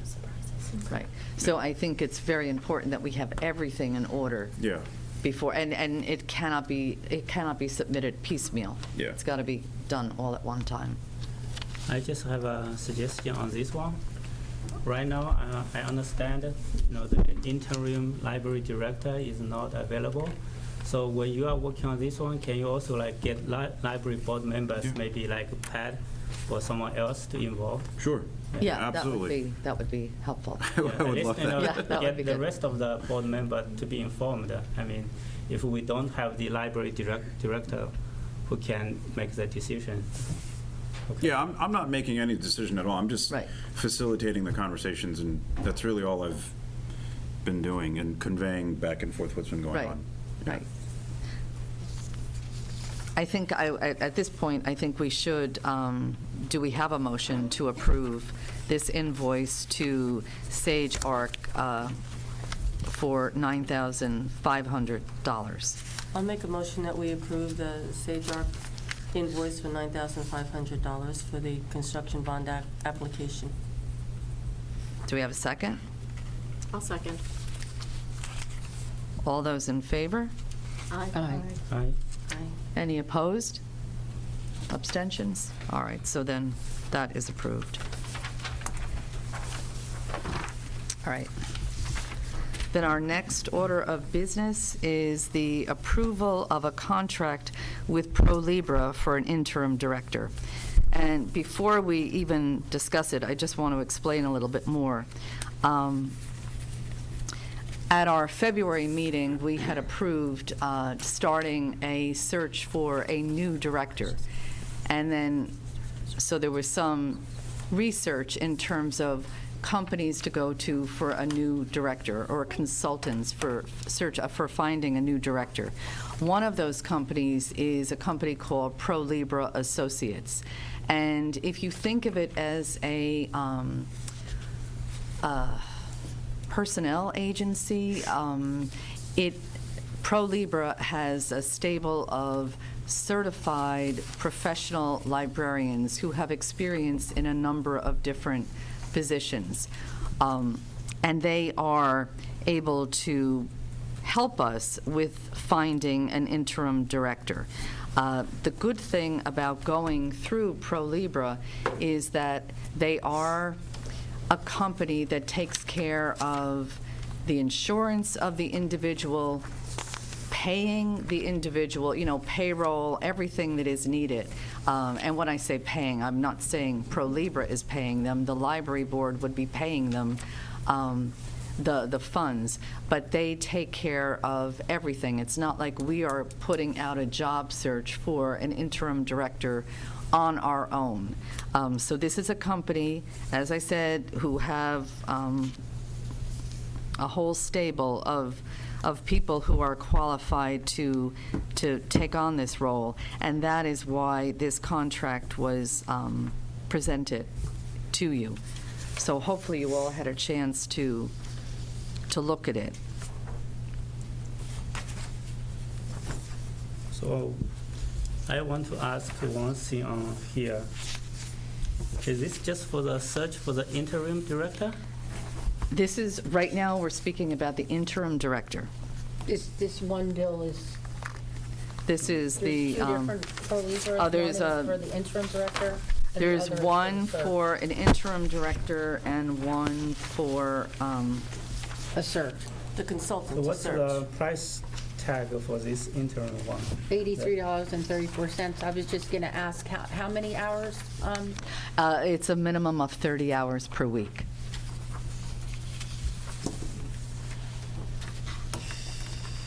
How, okay, The interim is $4,000 plus travel. Excuse me? Is that the fee of service? The No, $4,000? it's this one. It's the one from Pro Libra. It's dated March 5th. It says right in here in the center, contract for temporary employment. Oh, $83 an hour. Okay. what's the extra cost for them to provide the interim director? Like, are they going to just? That is get what, someone that here is, to that work is at the Okay. billing rate. That is it. That is what you would pay Pro Libra. Yes, that's what we would pay Pro Libra. To work 30 hours a week, Yes, because you said a minimum. yes, a minimum of 30 hours per week. Do they have a expectation about how long this is going to take? I asked, and they said oftentimes an interim director will be in place anywhere from 3 to 6 months. And it depends on how, how quickly we can do a search for a permanent director. But right now, it's essential that we have an interim director. So are we going to get billed for the search of interim director? It's just they No, find someone? no, we are not Okay. being billed for the search. Pro Libra currently, if you, like a temp agency, they're like Yeah. a temp agency Okay. for librarians. Just like if you were going to a company that provided substitute teachers, like some school districts go through a company for substitute teachers. It's like a temp agency for librarians. And so they take care of everything. The person is insured, everything is done through Pro Libra. So no, we would not have to be posting any job position at all. I think what we would like to do is just, I don't know, I have some concerns. So this is an hourly rate, but they can really drag this thing for as long as they can. I mean, can we get some kind of deal like this permanent director search? It's a fixed fee, right? It's like $27,000. no, I don't think you're understanding. Pro Libre is, this is the fee that the individual would be, this is what we would be paying, the hourly rate Director. Oh, okay. for the interim director. So how It's not much- anything to do with the search. Oh, okay. You've got I two, was- it's two different. I was asking that question, like how much we're paying for Pro Libre, and I got this. Oh, yeah, you're $83. looking at another, you're looking at another proposal perhaps for The interim director is $83.34 So the director is cents getting per paid, hour. yes, yes. Correct, So at a that's- minimum. I mean, I think the board can set the parameters of how many hours, I mean, Right. you know, how much time. Right, it's a minimum of 30 hours, a but we can search determine takes a good when. 3 to 6 months. Yeah. And how much we're paying for this search? We're not talking We're about not that talking yet. about the search, we're talking about We the just want to interim deal with this director. first. I Yeah. think I can answer her question. For the search, for the interim library director, there is no charge for a search. There will be no search. They have a stable, for lack of a better word, of Qualified. of qualified candidates. They don't have to search. They already have people in-house that they can reach out to and say, we have this job opening in Edison. Are you interested in coming to interview in Edison? So they don't have to perform a search. They already have people that they can reach out to. If we should use them as a consultant for the permanent position, that's another story entirely. We're not there yet. Right, we're not But there for now, yet. there is no cost for a search. They're doing this for free. They're- Well, they do get, I'm sure they get a cut of something, but They're taking a that's not our. portion of the $83 is going to be paid, $83 per hour will be paid to Pro Libre. Pro Libre will take some portion of that Of that, and pay the okay. actual interim library director. Interim, Something right. less than that. And the Right. question here is that, I mean, do we have any idea like on kind of person or any information on the person they're going to send here for the interim director? Looks like we sign this one, they can send anyone here? No. What we would like to do is have the Personnel Committee interview any candidate that they offer and make a decision as soon as possible to get somebody started, to get an interim director in place. So, yeah, on those lines, so my suggestion would be, if you're going to approve the Pro Libre contract, right? Right. That the board, rather than waiting another month to interview whoever is put forward. Right. That the board that there be a resolution. so- Okay. But, by some, tonight, to say, you're going to approve this contract, and then a second resolution saying, to address your point as to how long can this go on, it's really how long you're going to have an interim director is going to be at within the hands of the board. So when you hire a director, then you're not going to need Pro Libre anymore. Right. And I would also like to add that, from what I understand through Pro Libre, if we do hire an interim director, and in the first week or so, if we find it doesn't work out, we can say that it's not working out, can we find someone else? We're not tied to the person we initially hire. Right, so in I order mean, to... it would be best if we can continue with the person we hire. Obviously, Yes. we don't want to keep swapping, but, we're not There's tied to that flexibility. person. There is flexibility, because let's face it, in real life, the first, you don't always get the best fit the very first time. Hopefully you do that. Right, so in order to streamline that process and make it so that you don't have the full, waiting a month before everything gets done, I would say approve the Pro Libre contract, then have a second motion whereby the board allows the Personnel Committee or some subsection of the Personnel Committee or some person to interview whoever Pro Libre sends over, hire them so that they can start working, Yeah, we need someone and started then right away. at the next board meeting, present that person to the board, and let everybody know how it's working out. Are you going to, then the board can make a decision, are we going to continue with that person, or are we going to, Okay. that would be my suggestion. Okay. So this interim director we're going to hire after a week, we're bound, or we can still let him go? No, Her. that's my point. You can let him or her go. Any time? Yes, they will serve at the pleasure of the board. Right, and they are through Pro Libra, so it's not like we are then left to find somebody else. Pro Libra would be providing another person. Or if in the interim you find somebody that you want to hire as a director, then that would Right. cut that off. Right. Right. So do we have a motion to approve the contract with Pro Libra for an interim director? So moved. Do we have a second? Second. All right, any discussion, any further discussion? Okay, all Just those- once we approve the contract, the Personnel Committee will get together to interview the people. Yes. Well, Yes. that'll be a second motion. I think we need to. Yeah, do well, that first we're separately. going to approve the contract with Pro Libra. All those in favor? Aye. Any opposed? Okay. All right, so then we will, I will contact Pro Libra to let them know that we do want to proceed in having them find an interim director for us. And then we will set up a time for the Personnel Committee.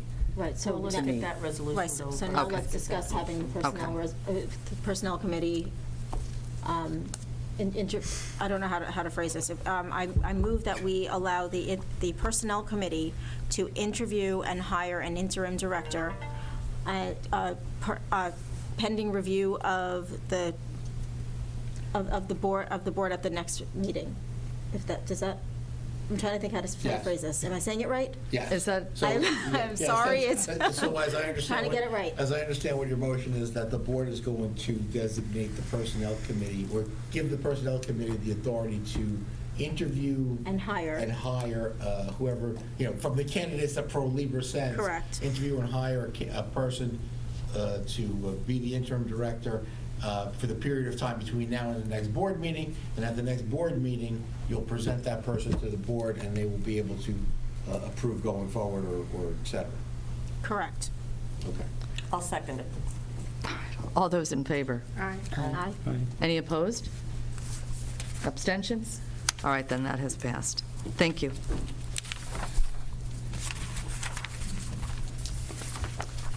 All right, now it looks like we will move into public comment. Yes. Oh, sorry. I apologize. Sorry, Before sorry. we move into public comments, do Sorry. we want to approve the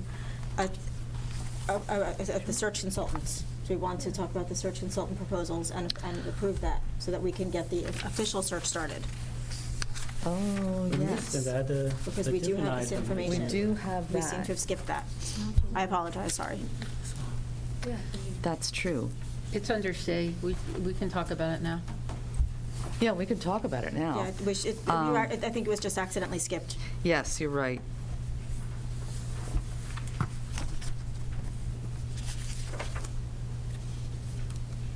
Now, just two questions. There is a resume in here. Yes. There are three different proposals. Three different That's a third proposals. proposal. Now, why don't I see for the third proposal what the price is, and I can't find the third proposal. Which one? I just had it. I only see two proposals. Well, there are Libra has one. three. Yeah. Yeah. Oh, so here we go. I got it. Now, this is the third, So That's the Library resume. Development That's the resume. Solutions has a proposal for And $27,000. then this, Then we have a proposal from Cindy I've got to find that. Zesak Yes. for That's just her $4,000. resume. And then we have But I'm a not- proposal for Pro Libra, which is 17% of the first year's annual salary. Yes, So that's the cost. yes, yes. It's not free. No, that is not free. That is not free. I saw the library development solutions, that's 27,000. In the paragraph, they're saying, the reason they put this one is they're saying this will be a difficult search given the notoriety of the recent video which has circulated widely, as well as the recent headlines concerning library personnel. due to the difficulty of this search and the need to find an experienced leader who can transform the library. I mean, when you get this one, did you discuss this one with them? Why or how? And we're getting this pretty like a larger, pretty high charge for that one. I'm sorry, David, I don't understand your question. The question is that they are saying this will be a difficult search given the notoriety of the recent video, which has circulated widely, as well as the recent headline concerning library personnel. I read that. That's the I see that search paragraph. option.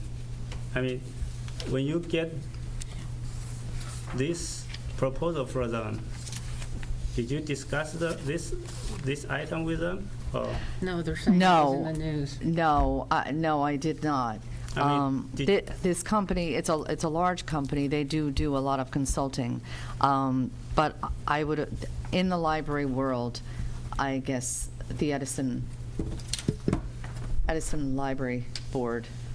okay, so we're paying pretty high price tag for this, for the action we took like last December, right? I don't even know which video they are referring to. I don't know.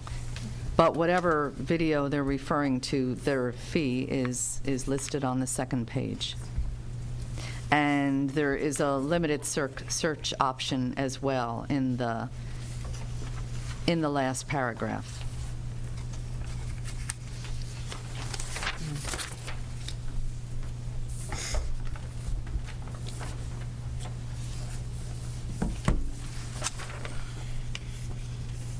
And Pat, how did we find this Cindy, no, I'm going to say her name wrong, says Oh, that? through the New Jersey Library Trustees Association.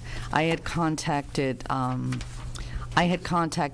for some assistance, and the New Jersey Library Association as well. I had contacted them for assistance in terms of where to go. And honestly, as a librarian, I know of all three. Did you have a search committee last time? A company? No, I we wasn't did not. here. No, I we didn't- did not. For Okay. our Well- last search, we did not. We had a in-house committee, and we did not have any kind of consultant. And I think it is really a good idea to have a consultant to help us and to provide guidance, and so that people take our request seriously, Yeah. so it's put out appropriately. I'm just Googling this right now, the About Us, it seems like they're exclusively library staffing. Which and one are you speaking Pro of? Libra? Yes. Libra, they're exclusively library staffing. They've been around for 30 years, and they work with Fortune 100 companies. They have a portfolio online as well.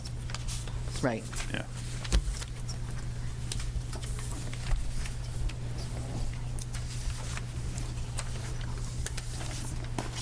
Yeah, for library developed solutions, I personally, I don't like the limited search option, which is like $250 per hour. Right. Plus Yeah. expense, and Yeah. They don't guarantee that they can find you one. Yeah, I don't like that at all. Yeah, no, So I was definitely don't like not. that. Yeah. The first one, 27,000, it's still plus advertising and Yeah, expense. exactly. That's like unset, amount, like it's like a amount unsure. And they didn't guarantee that we can find one either, it seems like. And whenever they said the expense, it means it's kind of like an alert, because they can put whatever expense, and it's hard sometimes to verify those expenses. Plus, I don't like the paragraph that they said, basically, we made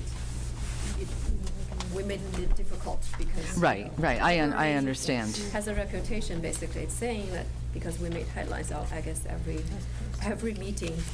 And But I have to give them credit that they did do some research about our library. Yes, yes, they did, they did. And they spent the time watching the videos. So I think the Pro Libra is kind of making sense because they are saying 17% of the first year salary. So if they can't find a good one, then, or we're not taking their recommendation, their people, then they don't get paid. So I And kind if of it doesn't like work that. out in 90 days with Pro Libra, they'll do the search all over again. Yes. Right. At no Right. further At no expense. At no cost. further expense. Yeah. I did like So it's a bit of a that. guarantee there, which I think is important, and I Right. kinda So we think that have- is the We have best a trial period, one basically. for us. Right, basically, Yeah. yes. So the contract with ProLibya, do they, I mean, if we also post the job advertisement, do they preclude us from taking those applications, or? No, what would happen in this particular process is that Pro Libra would be the one who would review, obviously, we would review the job posting. They would be responsible for making sure that the job is posted. It would be posted, in a number of areas. It would be posted with New Jersey Library Association. It would be posted everywhere where library positions are posted. And then any kind of applications would be sent directly to them. They would review the applications. We could then, make the decision, all right, we want to review all of the applications as well. Or we could say, we will take your suggestions, give us the best, 5, 6, 7 candidates to interview, and then we would interview. The issue that sometimes happens when these positions are posted is that very often you'll get candidates who really do not have the qualifications to be in that particular position, and for that reason, a consultant is often very, very helpful. They just expedite the whole process. I would also like to note that by going through Pro Libra or one of the others, it will take away any possibility of hiring or of any politics. That's true. If That's true. a disinterested party is vetting, then we can't be accused of hiring a friend, family member, et cetera, which I think is very important in the climate that we're in. Yes, I would agree. I would agree. Thank you. Yeah, and 17% is definitely, should be less than the 27,000. Yeah, From if the Yes, library. yes. I don't know what the last library director was making, but in one of these, it said a range of 120 to 140. So 120 would be 20,400, and 140 would be 23,800. Right, and Right. They are if you less. look at And the that's all NJLA. inclusive. Yes. But- So right, that's but- something and if you do expensive. look at the NJLA salary guides, that falls right in where we are. Exactly. Okay. So that's very Exactly. reasonable. So, do we want to entertain a motion to hire Pro Libra to help us with with our permanent director search? So moved. Do we have a second? I'll second. All right. All those in favor? Aye. Any opposed? No abstentions? All right, that has passed. So they can start right away, right? Absolutely. Yes, I think will that's- get in contact with them regarding the interim director and also about the director search. Okay. All right, thank you. Thank you for bringing that up. All right, We'd be remiss if we did not do this. now we can go into public comment. Yes. Hi, Yuna Chen, 39 Remington Drive, Edison. Yuna Chen, 39 Remington Drive, Edison, New Jersey, 08820. First, I have a question for the board president about this agenda. For the item 10, there's something says any necessary proposed resolution. So does that mean that you can add anything to it without letting the public know? Because Well, when we have an agenda for a meeting, it really starts out in draft format, and it's a guideline in terms of what we're going to discuss at a meeting. You can always add agenda items once the meeting is, in place. The reason that we added that was to just completely clarify that once the board goes into closed session, and if there's any kind of discussion in closed session, when we return to public session, it is perfectly legal to vote on something that action needs to be taken as a result of discussion in closed session. yeah, but if you don't tell the public what it is, how would the people decide if they want to stay after the closed session? Maybe they don't think you have anything important, so they're gone. And then you put something on there, and people are just totally unaware of it. So for me, I think it's not transparent. And I've never seen such thing in the a school board agenda or in the council meeting agenda. Well, I guess sometimes there are situations in closed session where items are discussed. They might be related to personnel, they might be related to any kind of litigation, and it doesn't often happen, but sometimes it does happen that there is a need to vote on something when you return to public session.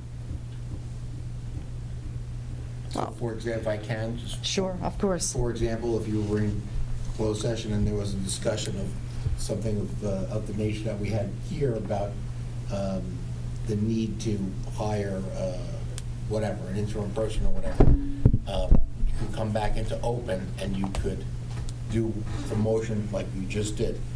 You didn't have that motion, wasn't necessarily on an agenda given to the public beforehand. It was a motion that was made in open session. Right. And then, so the same thing, the public, if they certainly are able to stick around for that's why you go back Right. into open, so that the public does have an opportunity to hear what goes on in open. They can't hear what goes on in closed, but there may be a direction, for example, to give the personnel committee directions to do X, Y, and Z as to a certain employee or whatever, and that's why you have that. It's just an extension of the open meeting. It's just a break between it where you have the closed session. Well, Yeah, go ahead. I'm sorry, I just, don't think, this is something that we just added. And if you really want to discuss something or come back to open session and vote on something, I think the public needs to know that before we go to closed session. Because they need to know, They right? don't always. I guess if it's something that we don't always know after we come out of closed session, whether there's going to be an actionable And item. it's not fair for the public not knowing what's going on, and we just go back to the closed session, come back, vote on something, with the public has no clue about what's happening.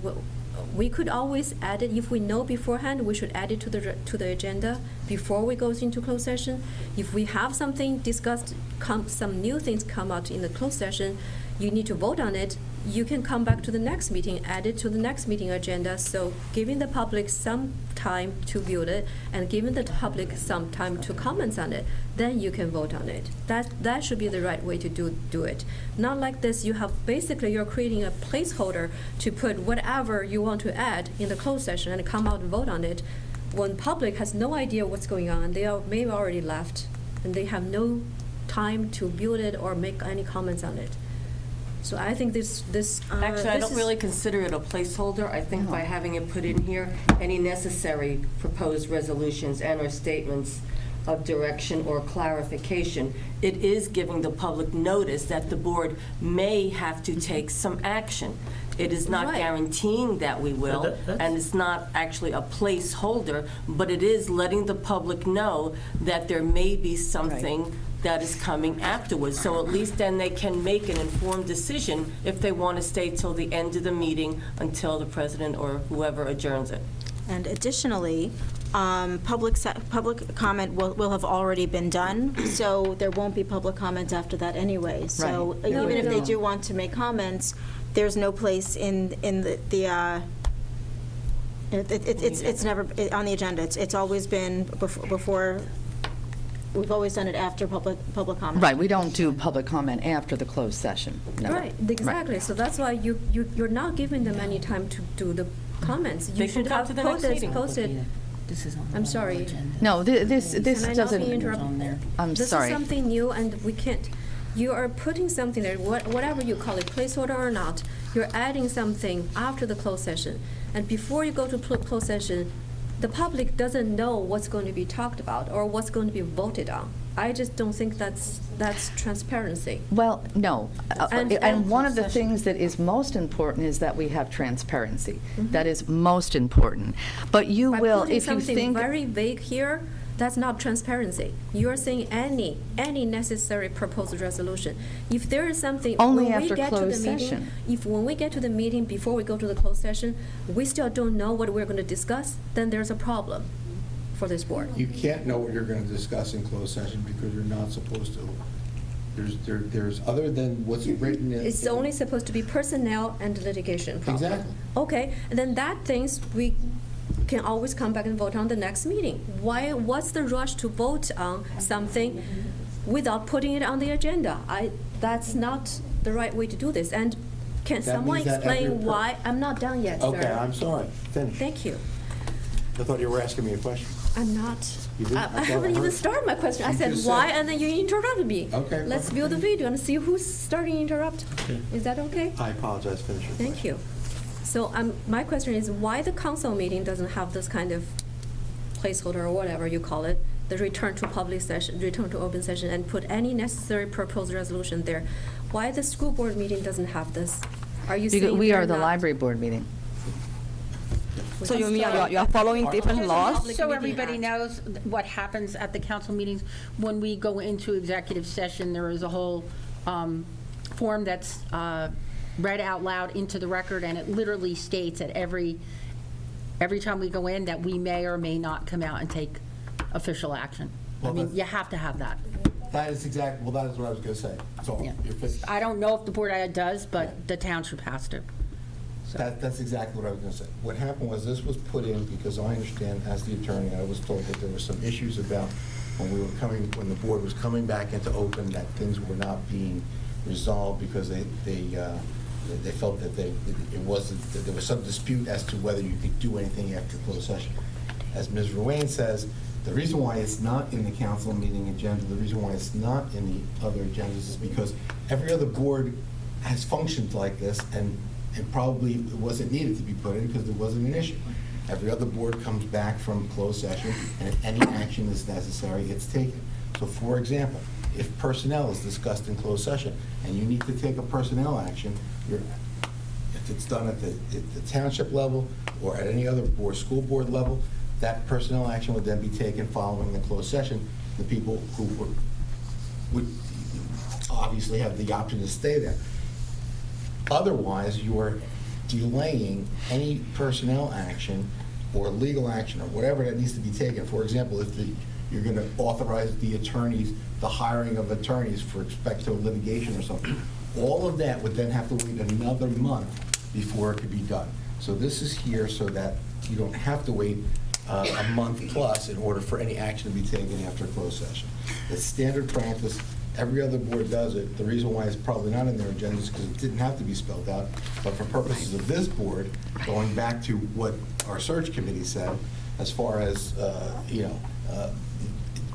items being in the newspaper every week, in order to make it clear as to what the procedure was, it's been built into the agenda.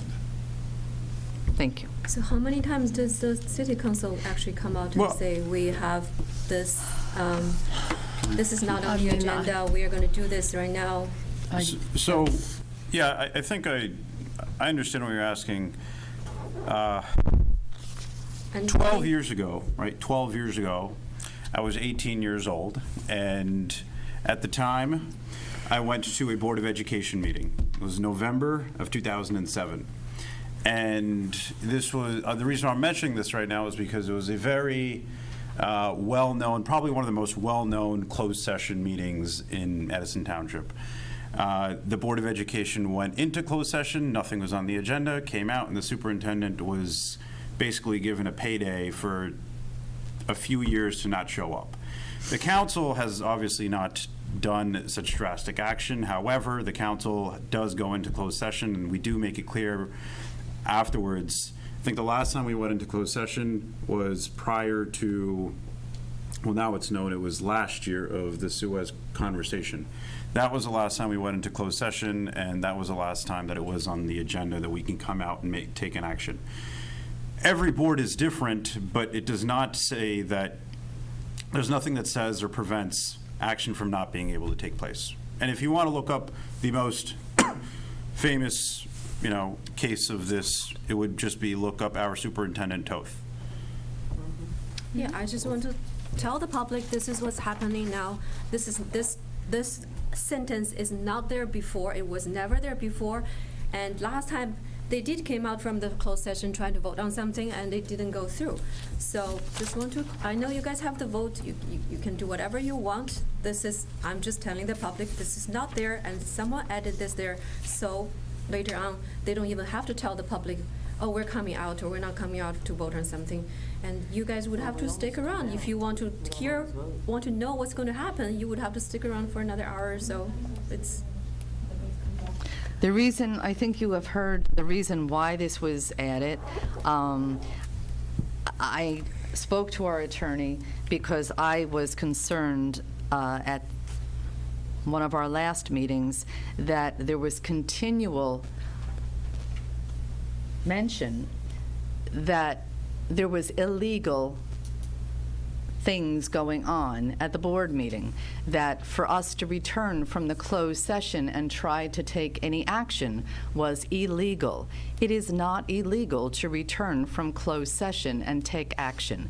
That is the reason, and that's why I'm speaking up right now. I want the public to know this was not anything illegal, and as it has been mentioned, most boards do not need this in their agenda, return to open session, because it is something that is assumed that, yes, they will return from open session, and if anything needs to take place, it will take place. That is the only reason that that is there. And I think that we have spent enough time on this. I think we've gone way over any time. Let me just recap. I'm sorry, you're done? I am done. Okay, so this is added exactly because last meeting, something is not on the agenda, board goes to closed session, come on and try to vote on it, and it's not okay. Otherwise, why would you have to add this now? Whether call it illegal or not illegal, if it's okay, then you don't have to add it. If it's not okay, then that's the reason you have to add it now. I just want to clarify that. Well, just to clarify from why I was asked the question and why I suggested the addition is to make it clear. Because apparently it wasn't clear before, so now it is clear. Yes, it is clear. Could we now please return to public comment? Yeah, I haven't finished. I have another question for the board member, Mr. Yi. So I hear that you were accused for walking out of the meeting for the December and February meetings. Can you explain to the public what happened? Okay. I was accused of walking out of 2 meetings. In my 3 years working on the library board, no matter how I disagree with the rest of the board, I never walked out of the meeting. But why now? In December 2019, library board meeting, we have 5 board members wanted to fire on the spot the library director, chief of staff, board attorney. This was not on the meeting agenda, and the public was not aware of it. Furthermore, it may have violated the law that any public employee must receive advance notice before they can be fired. In order not to become accomplices in any possibly illegal activities, 4 board members including me, walked out of that meeting. Later, it turned out not only the rest of the board fired the library director, but also replaced her with Mr. Davis, who pleaded guilty in a federal investigation related to his work as a director of the Orange Township Library. According to Mr. Davis, quote, the board all knew, unquote, about his past history of. Still, the board promoted him to the director and gave him large salary increase. I mean, do they want this one to be revealed to the public? Probably not. Also, in February meeting, after staying for the public meeting, we went into closed session. Then I walked out when we came out of the closed session. Why? I already spent time there on that night. Why leave in the last minute? Because, again, the board wanted to vote on something that's not on the agenda, for something that public was totally unaware of. Public has already left on that day. To me, this is wrong. The board cannot discuss or vote on something secretly without letting public know. You cannot hide things from the public. That's when and why I walked out. I wanted transparency. I refused to participate in backroom deals. Now, that may get me fired. The city council will vote to remove me from this board. So today may well be my last meeting. They want to shut me up, but I have to tell the public what's going on. All facts are out there. It's up to you, the public, to judge. The fact is that there are a lot of money and nepotism involved here. For me, I have a full-time job. I have no relatives that are looking for a job in the township. I have no business friend who can benefit from my position on the board. My walking out of meeting did me no good and certainly pissed off some powerful people in town. So why did I do this? Because I believe it is my responsibility to fight for the transparency and protect taxpayers' money. If that means being thrown out of the board, so be it. And I encourage everyone in this town, come to tomorrow's city council meeting. Check out those elected officials, the one you may have voted for. See who is trying to do the right thing and who is abusing your hard-earned tax money. It's time for you to work out. It's time for you to find out. By the way, the price tag for the December meeting, we already see it. It's over $25,000 to the Edison taxpayers. Thank you. And it's going to rise? It's going to keep rising, the 25? Well, you can't No, speak no. from the floor. You have your time. Sorry. I think, Okay, so the last one. I think you need to provide this gentleman a seat. That's it. Thank you. Thank you. Anybody else? Right here. Yes? All right. Crystal, Middlesex County. I didn't appreciate the last time I was here that I was interrupted 4 times during my public comments, and to further interrupt me, I was told that my time was expired, and it was not expired. I don't appreciate that. I'm a member of the public. You have to respect. Plus, I also came to also do a rebuttal, and 1, 2, 3, 4 people shut me down, including Neville. Neville's not here today. The women can get away with it. I was going to go after Neville for that one, but it's all right. I'll get him next time for that. Joshi, are you going to make a resolution tomorrow to fire David Yee? come on, don't sit there and waste my time. You were able to tell me. You got 5 It's minutes, supposed to be 32 public. seconds. Yeah, it's public. Oh, you're going to do my time, but you never count anyone else's time, and other people usually are up here from 10 to 12 minutes. You don't count my time. That's scumbag type stuff, real scumbag type stuff. Who? All right, Just just- wait, let me just finish. First of all, you can have as much time as you want. Robert's Rules of Order, you can't interrupt the speaker. I'm not interrupting. You asked, and you can. Shut my time down. Shut my time down if he wants to speak. I'm not, he doesn't have to shut your time down, because what I'm telling you is you can talk as long as you want. Oh, God bless. That's a patriot right there. You gotta, I like this lawyer. But- What's up? You can talk as long as you want. All right. But nobody on the board or anybody else has to respond to your questions. It's public comment, so the. Well, board you does will not have to respond tomorrow. Okay, He I'm is gonna gonna let have you to. go now. Go ahead. Okay. Who called the Board of Education to remove Shannon Peng from, as the liaison here to the library? Anyone want to take responsibility for that one? Because I find that, first we're going to call the BOE to remove Shannon. David Yee's been being harassed for a long time. We fired Jane. To me, it seems like it's racism. It's racism. I don't like that. And Sam, you know what's going on. To the lawyer, I don't agree with what you said that Tamar Davis, I don't believe he left to pursue other opportunities. I believe he left because all Edison figured out he was guilty, whatever. I mean, you can sugarcoat it as much as you want. I'm sure Tamar Davis would appreciate that, but I mean, let the facts be the facts. And also, if Tamar doesn't work with us anymore, and he doesn't need a Rice notice, why were they stopped earlier from speaking about Tamar, certain things about Tamar Davis? Is his employment still running at the moment? Because if it's not, I don't think he needs a Rice notice. I expect an answer.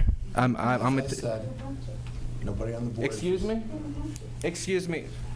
We dealt with this the last time in town council. She's been all day long. I've been having the. I told you one thing. Well, we don't. Hold on. She's responding to your question, so, ma'am, you're not. Member of the it's not audience your time, cannot ma'am. respond. I'm talking to her now. It's not your time, ma'am, so there'll be time for your public comment when you want to come up. I understand. You know what's going on, Wait a minute, Sam. You asked me a question. You asked for an answer to that. I'm going to repeat what I said before. You can say whatever you want, and you can take as long as you want. But nobody on the board in public comment is required to respond to you. Understandable, but you guys always respond to other people, and it seems like to me, you guys pick and choose what you want to respond to. You don't want to be accountable to the taxpayers, and I just want to make this statement right now. I want Sharik Ahmad, please, if people can, behind me, can please stop. Can we give Sharik Ahmad's mom or mother-in-law a Rice notice? Because I expect that the April 20, what's the next meeting, April 24? I will be back April 24, and I want that we all speak about Sharik Ahmad's mom's employment, why she receives $25 an hour part-time, who okayed her, and all that good stuff. So, Lawyer Brady, can you please Rice notice Sharik Ahmad's mom or mother-in-law, whoever it is that's working here? Your comments have been heard, and whoever's Rice notice will be Rice notice, and whatever's in the. Well, I'm asking, can you Rice notice her for me so I can come back? Because if I ask questions now, you're going to tell me, oh, we can't answer these questions, we have to give her a Rice notice. So to speed this up, can you give her a Rice notice so this way I can come back and Regardless of whether speak? she has a Rice notice or not, you would not be permitted to make comments regarding her employment. But you would be allowed to answer me if she's been Riced, no? I've been to Spotswood and they had a Rice notice someone and they did. I don't agree with that. If you have any questions, if you have an attorney, if you want to have your attorney, if you think that that is wrong in the law, you should have your attorney.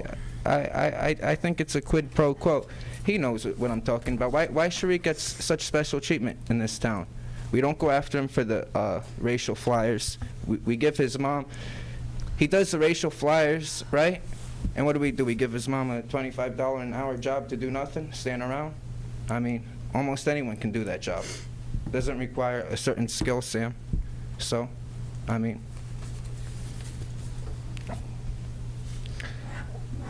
I didn't like the new bylaws that were made today.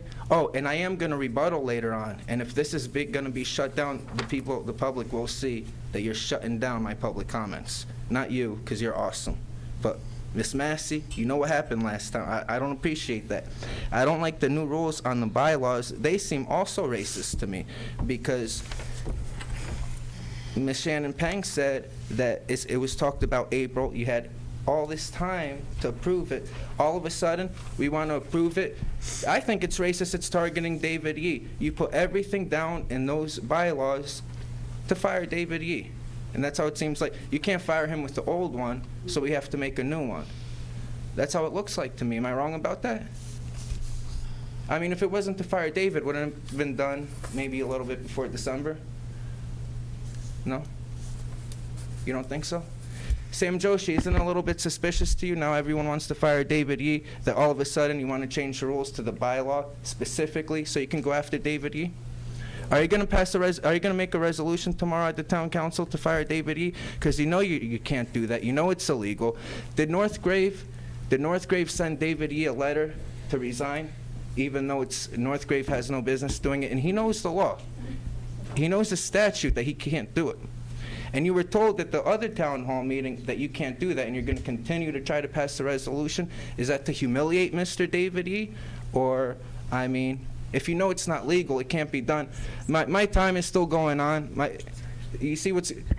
Point the camera over there so the public can see what's going on. Please point the... No? Too late now. You can't catch it. We got... So, I would like you to answer this. You are a town councilman. Are you going to pass a resolution tomorrow to target David Yee and fire him? It can't be done. Even if everyone on the council agrees to it, it can't be done. So, again, is it to humiliate David? I mean, it's a... All right, I'm just going to end this. None of my questions are going to... Edison people, you see this? None of my questions were answered up here. They avoided every single one of them. Sam Joshi, may I make a recommendation? Take that suit. When you go back home, take the suit and the shoes and just burn it. The whole thing, just burn it. I'm done. I'm done. Disrespectful comments. No, it's not disrespectful. It's an ugly suit. David, you came in, beautiful. Mr. Brady, beautiful suit. Top quality suit. Just burn that suit, Sam. And I will be back up here for the rebuttal. Do not shut down my rebuttal. I'm going to ask my questions tomorrow, Sam. I am coming to the council meeting. And you did interrupt me one time when I was at the podium. You can't tell people at the podium to shut up or leave. You didn't do it today, but I'm just saying. And then Joshi wanted to have me thrown out for responding back to this. Yes. Yes, please. I'm late. Sorry, I'm late, so I'm not sure if somebody else asked the question, or you can give an answer to the question I have. As somebody who cared deeply about the public library for 10 years, I'm from North Edison. Name and address, please. Jianxin Li from 208 West Sherman Avenue.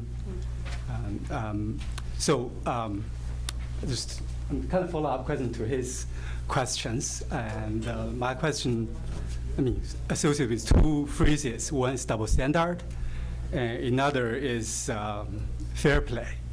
And I kind of watched the video of some of the meeting here.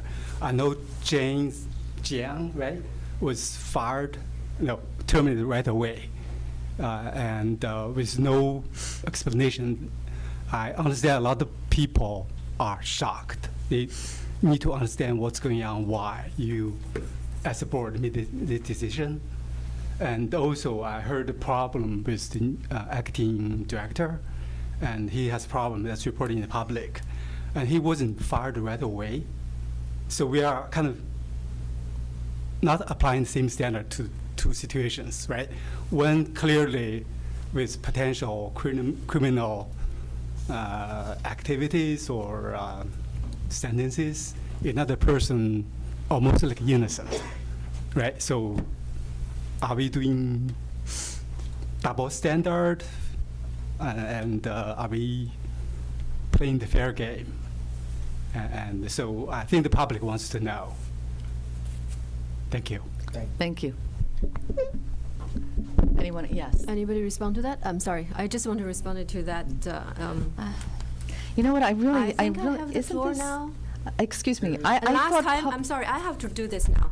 Because last time, I have to agree with Crystal now, because last time, it's a new law in Edison Library Board meeting.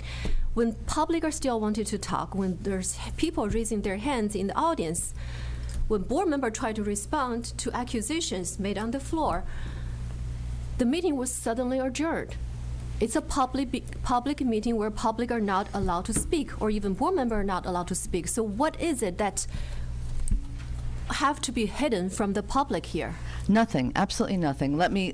I'm sorry, I haven't done yet. I But came you here asked- prepared. I'm You responding asked to your her a question. question. I'm not She's- asking her. I'm you just asked her- asking. You just asked her a question. No, I didn't. You said, so what Okay. has to be done here? Right. Question mark. I She's said- going to respond. All right, let me just. That's not a question to the board president, but you're more than welcome to Thank you, answer. thank you. I think there's a little bit of misunderstanding. On our agenda, there's a section that says public comment. Public comment is to give the opportunity to the public to come up and make comments. And we are probably remiss as board members that we're not really supposed to be engaging in a back and forth conversation with the public. It's supposed to be a time for public comment. And in the past, I haven't been to other meetings at library boards where public makes a comment and then other board members, give a retort or whatever, a response. So this is just recently has been a development. So I'm a little confused about that. This is the time that the public is able to make comments. It's not the time that board members are able to then comment on what the public has commented. If you look at the agenda, we do have a portion on the agenda where trustees can make announcements. And then, of course, I guess comments could be made about what has happened or whatever. But I think this time. Where is that agenda? Under the Roberts Am I- rules. yeah, yes, am I- Under the Roberts rules, we are in the public comment portion. Public's going to comment. The president recognizes who speaks on the board. No one's been recognized. The president has directed, another man she allowed comment. Person sat down. The president acknowledged another person to come up. So that's down. This is the portion of the comment, yes, sir, where you have recognized by the president to come up. Yes, please. Good evening, everybody. My name is Bo Shah. I live at 10 Lucille Court, Edison, since 1996. Can't hear you. I'm sorry, can I say this one? My name is Bo Shah. I live in 10 Lucille Court since 1996. So this is you should be addressing your comments to the. Respect her. We respect seniors. She said she couldn't hear you, that's all she said. Oh, really? That's what she said. Ma'am, if you'd like to move up closer so that you could hear them. It's all right, the sound system's not so great. I understand. Well, I don't know how many people living here since 1996. When I moved in here, my tax, property tax, $3,600 a year. Now, 13,000 a year. I think I paid over $250,000 property tax already. Well, why we pay tax? For kids to school, for the library, for the city, for the public transportation or whatever. All right, it's for the benefit of Edison. Everyone here, I believe, is all from Edison, right? All from Edison. Everybody is the resident of here. No matter what, people talking about the race, people talking about the corruption, people talking about, but everybody, bottom line, we're thinking about our pocket money in our pocket. The money we spend. I'm sorry, could you use the microphone, please? I'm afraid you. Speak into the microphone, there's a camera over there. Are you the instructor here? Tell people how to talk? Sir. I'm sorry, Sir. you need to use the I listen to microphone. you, yeah, you're And, right. and there's a camera right there so that Okay. you could be recorded. Oh, okay, that's good. I'm on the TV now. Bottom line is, we're all concerned our money, tax money, paid for use, for effective use to ourselves, to our kids, to the education, right? To library board for the benefit of everybody. The money we pay the property tax, so we have to concern about money. I'm not on any board of the director over here. For everyone, I really appreciate your work without pay, come here, contribute your time, your effort. But for what? For the money, right? We don't want to pay more actual tax money. Every year increase from 3,600 to 13,000. Right. All right. I want to give a little bit here for the outsourcing, because I was in the outsourcing business for 20 years, 30 years. For hiring the interim director, library director, just my concern is how much the library director costs for salary we plan for the annual salary. Can you know that? How much the salary for library board of director? As I told the last gentleman, the public comment portion is for the public to make comment. Board members do not respond to public Oh, comment. yeah, okay, that's fine, I understand, totally understand and respect that. But what is the salary for library director? What is our plan for that? Is that public information or is that private? Well, do we have a plan to pay, how much to pay the library director? Nobody know here? Okay, that's fine. The reason I'm telling you that is, I'm asking that question is, when we hire interim director or library director, what I have heard is 30 hours a week, right? Is that 30 hours a week is the fixed time or is it flexible? So if necessary, the director has to work overtime. Because if we need him, sometimes he work overtime. What's the overtime rate? Normally, overtime rate is 1.5%. Means if it's $83, that would be $140, $150 per hour for the overtime and the holiday time. That is my concern. And also, is that 30? How do they bill us for the 30 hours? For the 30 hours, if he only worked 10 hours for that week, is he also bill us the 30 hours? That's what I'm concerned about our money. Mr. Lawyer, are you saying we don't have to respond or we cannot respond? I'm saying that Your legal opinion is we. My legal opinion of the Robert's rules is that if the chair, you request that the chair, if she recognizes anybody to respond, they can respond. But the chair, it's the public comment portion. This is not the time to answer questions about people's salaries or what. No, it's not. Or employment or anything like that. And quite frankly, this board has been dysfunctional for long enough in responding to things like that. And the reason why, because you didn't have guidance or whatever, so now you have it.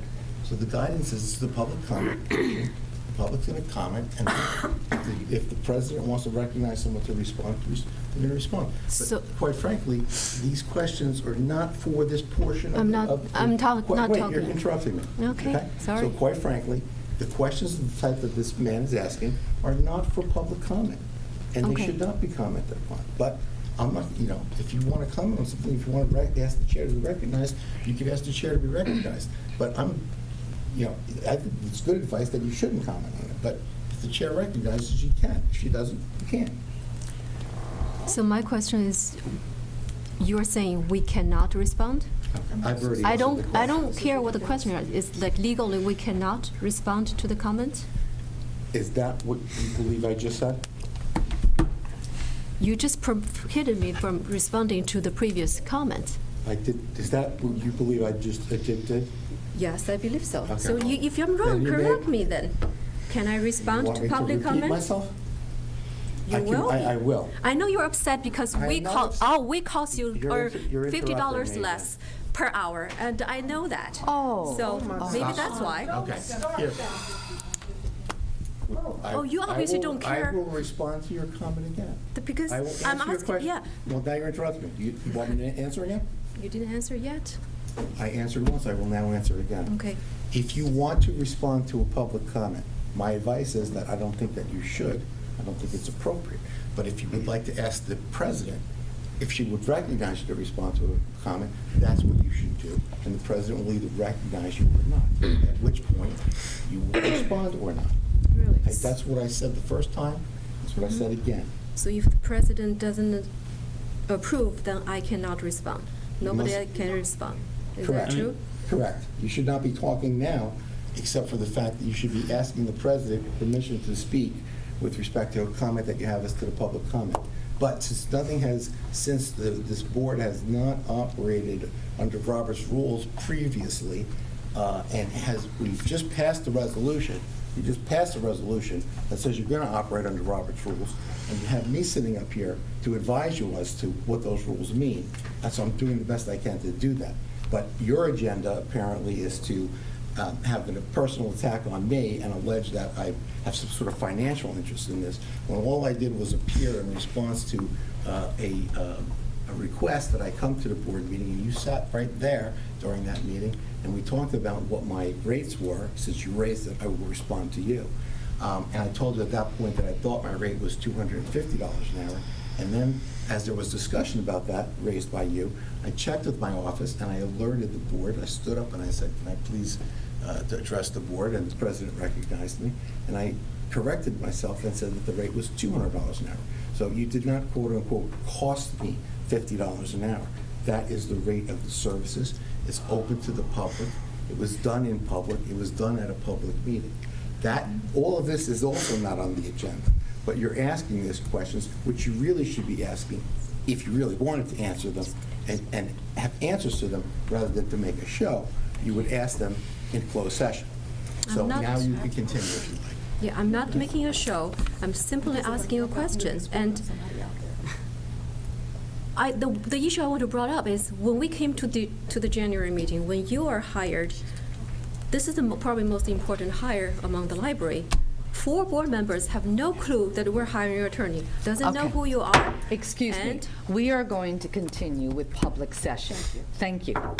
you cannot do that. I'm Yes, not I done can. yet. Yes, I This can. is Robert rule. I have the Wait. floor. I can talk. You do not have. Point the of floor. order, point of order, Point of order. point of order. Yes. Where is Yeah. the transparency? Well, Where is the point of order, communication? point of order.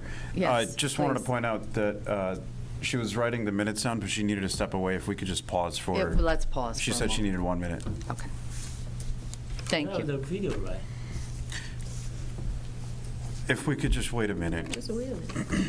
She said she just needs a minute. All right, thank you. I'm sorry. No problem. It's not your problem. That's okay. That's okay. That's fine. That's fine. Most important members of the meeting. Yeah. It's okay. I'm back on TV now. Continue with my issue. I'm concerned about the the cost of an interim director. I'm just give my advice or whatever you see. My concern is please think about the overtime cost and holiday cost in case they need to work here. It will add up. It add up a lot of money. Okay, because I was a consultant. I worked for a period of time. I worked 80 hours per week. All right, that's really an emergency situation for that company. All right, that 80 hours 1 week. I was 5 days, basically no sleep. So that's the cost. I'm constantly cost for everybody's money. And I also want to stress the thing. Everyone, I want to say, from my heart, I don't understand. Everybody, there's no bad people here. Everyone had a warm heart working here. For what? For better life here. The better life is for what? Many people worked very hard. They don't have a couple $100 from their bank fund savings. They don't have money to pay their rent. They don't have money to pay for their medical cost, their drug cost, their Medicare cost. Many people choose when they reach to 65 years old, they have a Medicare, but they have a two type of thing they choose. One is Advantage program, one is the supplemental program, which is cost more but benefit everybody, can go all 50 states free. But many people, because that cost $200 a month extra, there's a few people choose that program. Why? Because they don't have extra $200 for Medicare Advantage, which can be zero cost every month. So we're concerned about $200 for the drug plan, $30 a month. We're all concerned about that, right? We're all saving money for that. But now, if we're wasting those money, right? How can we save the money for our Medicare cost? Please, I'm just begging everybody, forget about the races, forget about the politics. Think about your life here, and that's really the money. Okay. Talking about this, all of a sudden I was for the referendum didn't pass, right? That's too bad for our student here, right? I just met Jerry Shi. He asked, he talked about this. He's concerned, worried if it is referendum does not pass, where we can get money for our kids. The school is so crowded. That I understand that referendum cost probably $200 everybody a year. And so why it did not pass? Why it did not pass? Because people also think, oh, that costs $20 a year actually for me. So they choose not to pass the referendum. I respect everybody's vote, everybody's concerned, but think about that $200 a year, and we are trying to saving money. When everybody here trying to saving money, right? Everything, every job, every work, every project. What do you need? You need money to pay for that. All right. It's reminding me of. I have known David Yi for a while.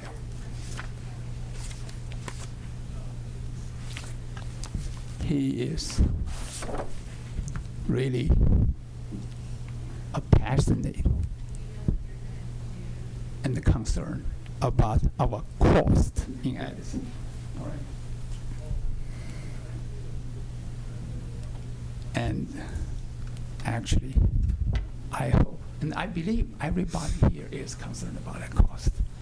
and about the work. Let's just give up, forget about the politics here. Okay, I beg you.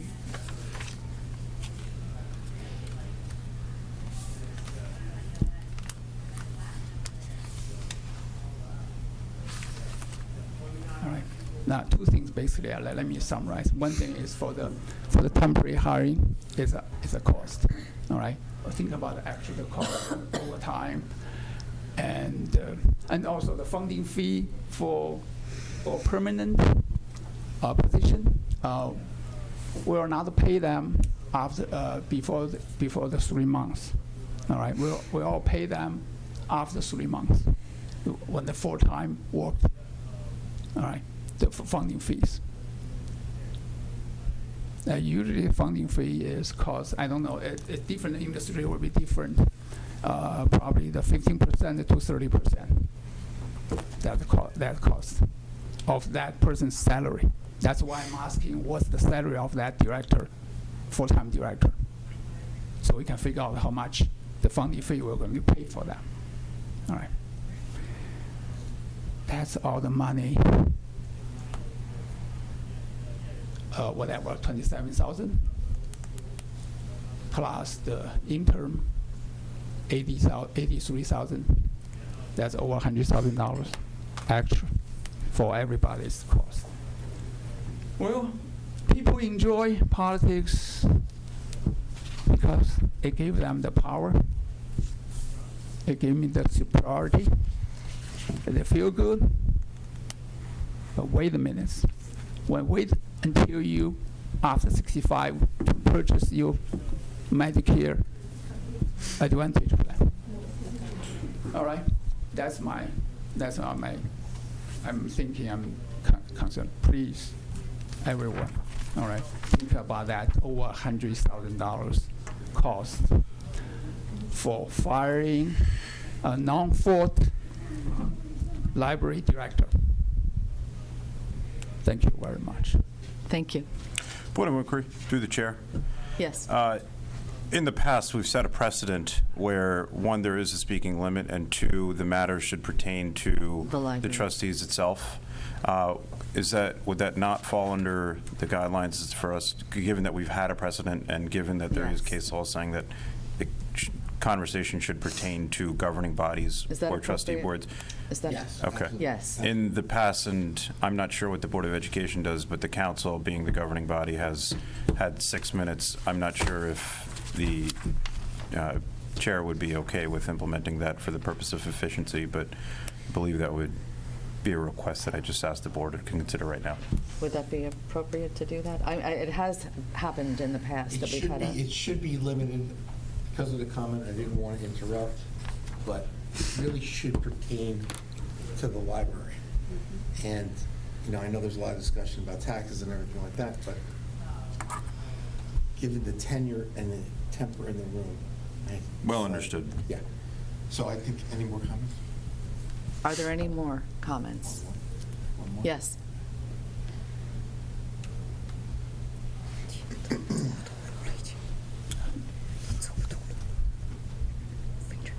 I don't know if it's working.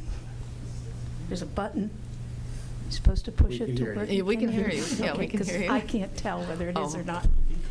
My name is Mary Ann Hennessy. I have not come to these meetings, but I have watched them.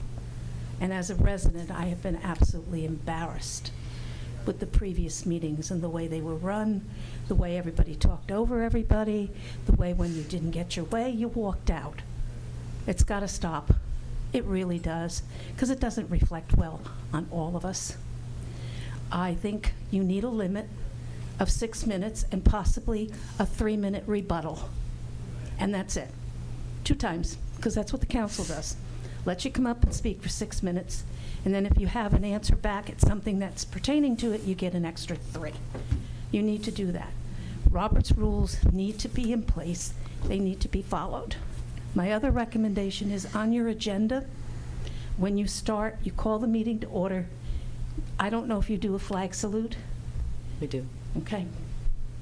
My comment is, please add a roll call, so people know who's here and who's not, and new people looking don't know who you are, because sometimes you can't see your names because they're bent. So if you introduce yourself, and if someone is not here and they do come in, you should stop the meeting and say, Susie Q came in at 8:15. If Harry Potash goes out at 9, you have to say he's left. So it's in your meetings so that in the future, if there's a problem and somebody said he wasn't there, you can go back and say, he was. I will that's it. address that, yes. If you were here for the reading of the bylaws, we do have roll call added into Okay. our I didn't agenda. hear that part Yes, about it yeah. being added in. That's why I wanted to do it specifically, because when somebody isn't here, then comes in, needs to be acknowledged. When somebody leaves, they should be acknowledged, because that solves any kind of technical or legal questions that are arising a year later or so. That was all I wanted to say. Thank you. Thank you. Yes.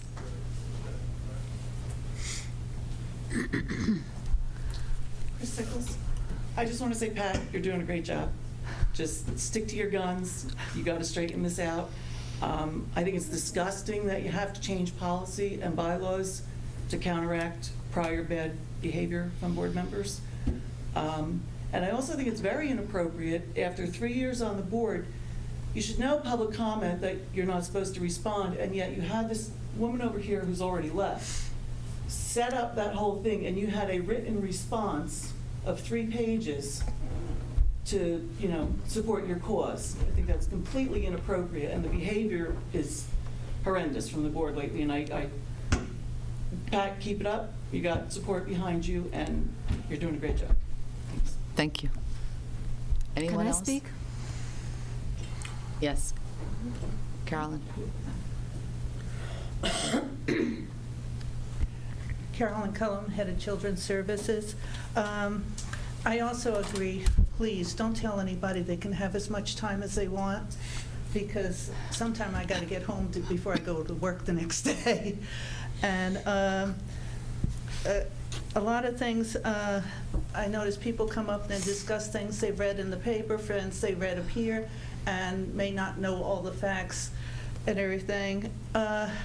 It's very sad that it's become to the point that this podium right here is where we can get up and we can talk about you, and knock everybody down, instead of talking about what is good. So I want us to end on a positive note for a change. I want to thank the board for discussing Pro Libra. They're well known in the library community for getting good librarians and directors, and that's a perfect place for you to go to get your guidance. I also want to let you know that the children's librarians have been out for Read Across America at all the schools we've been reading. I have my new librarians. I took them out with me. They had a great time with the kids, and we did that. We're preparing for the summer. Hopefully we'll know what kind of director we're going to have, so we know who to go to now, because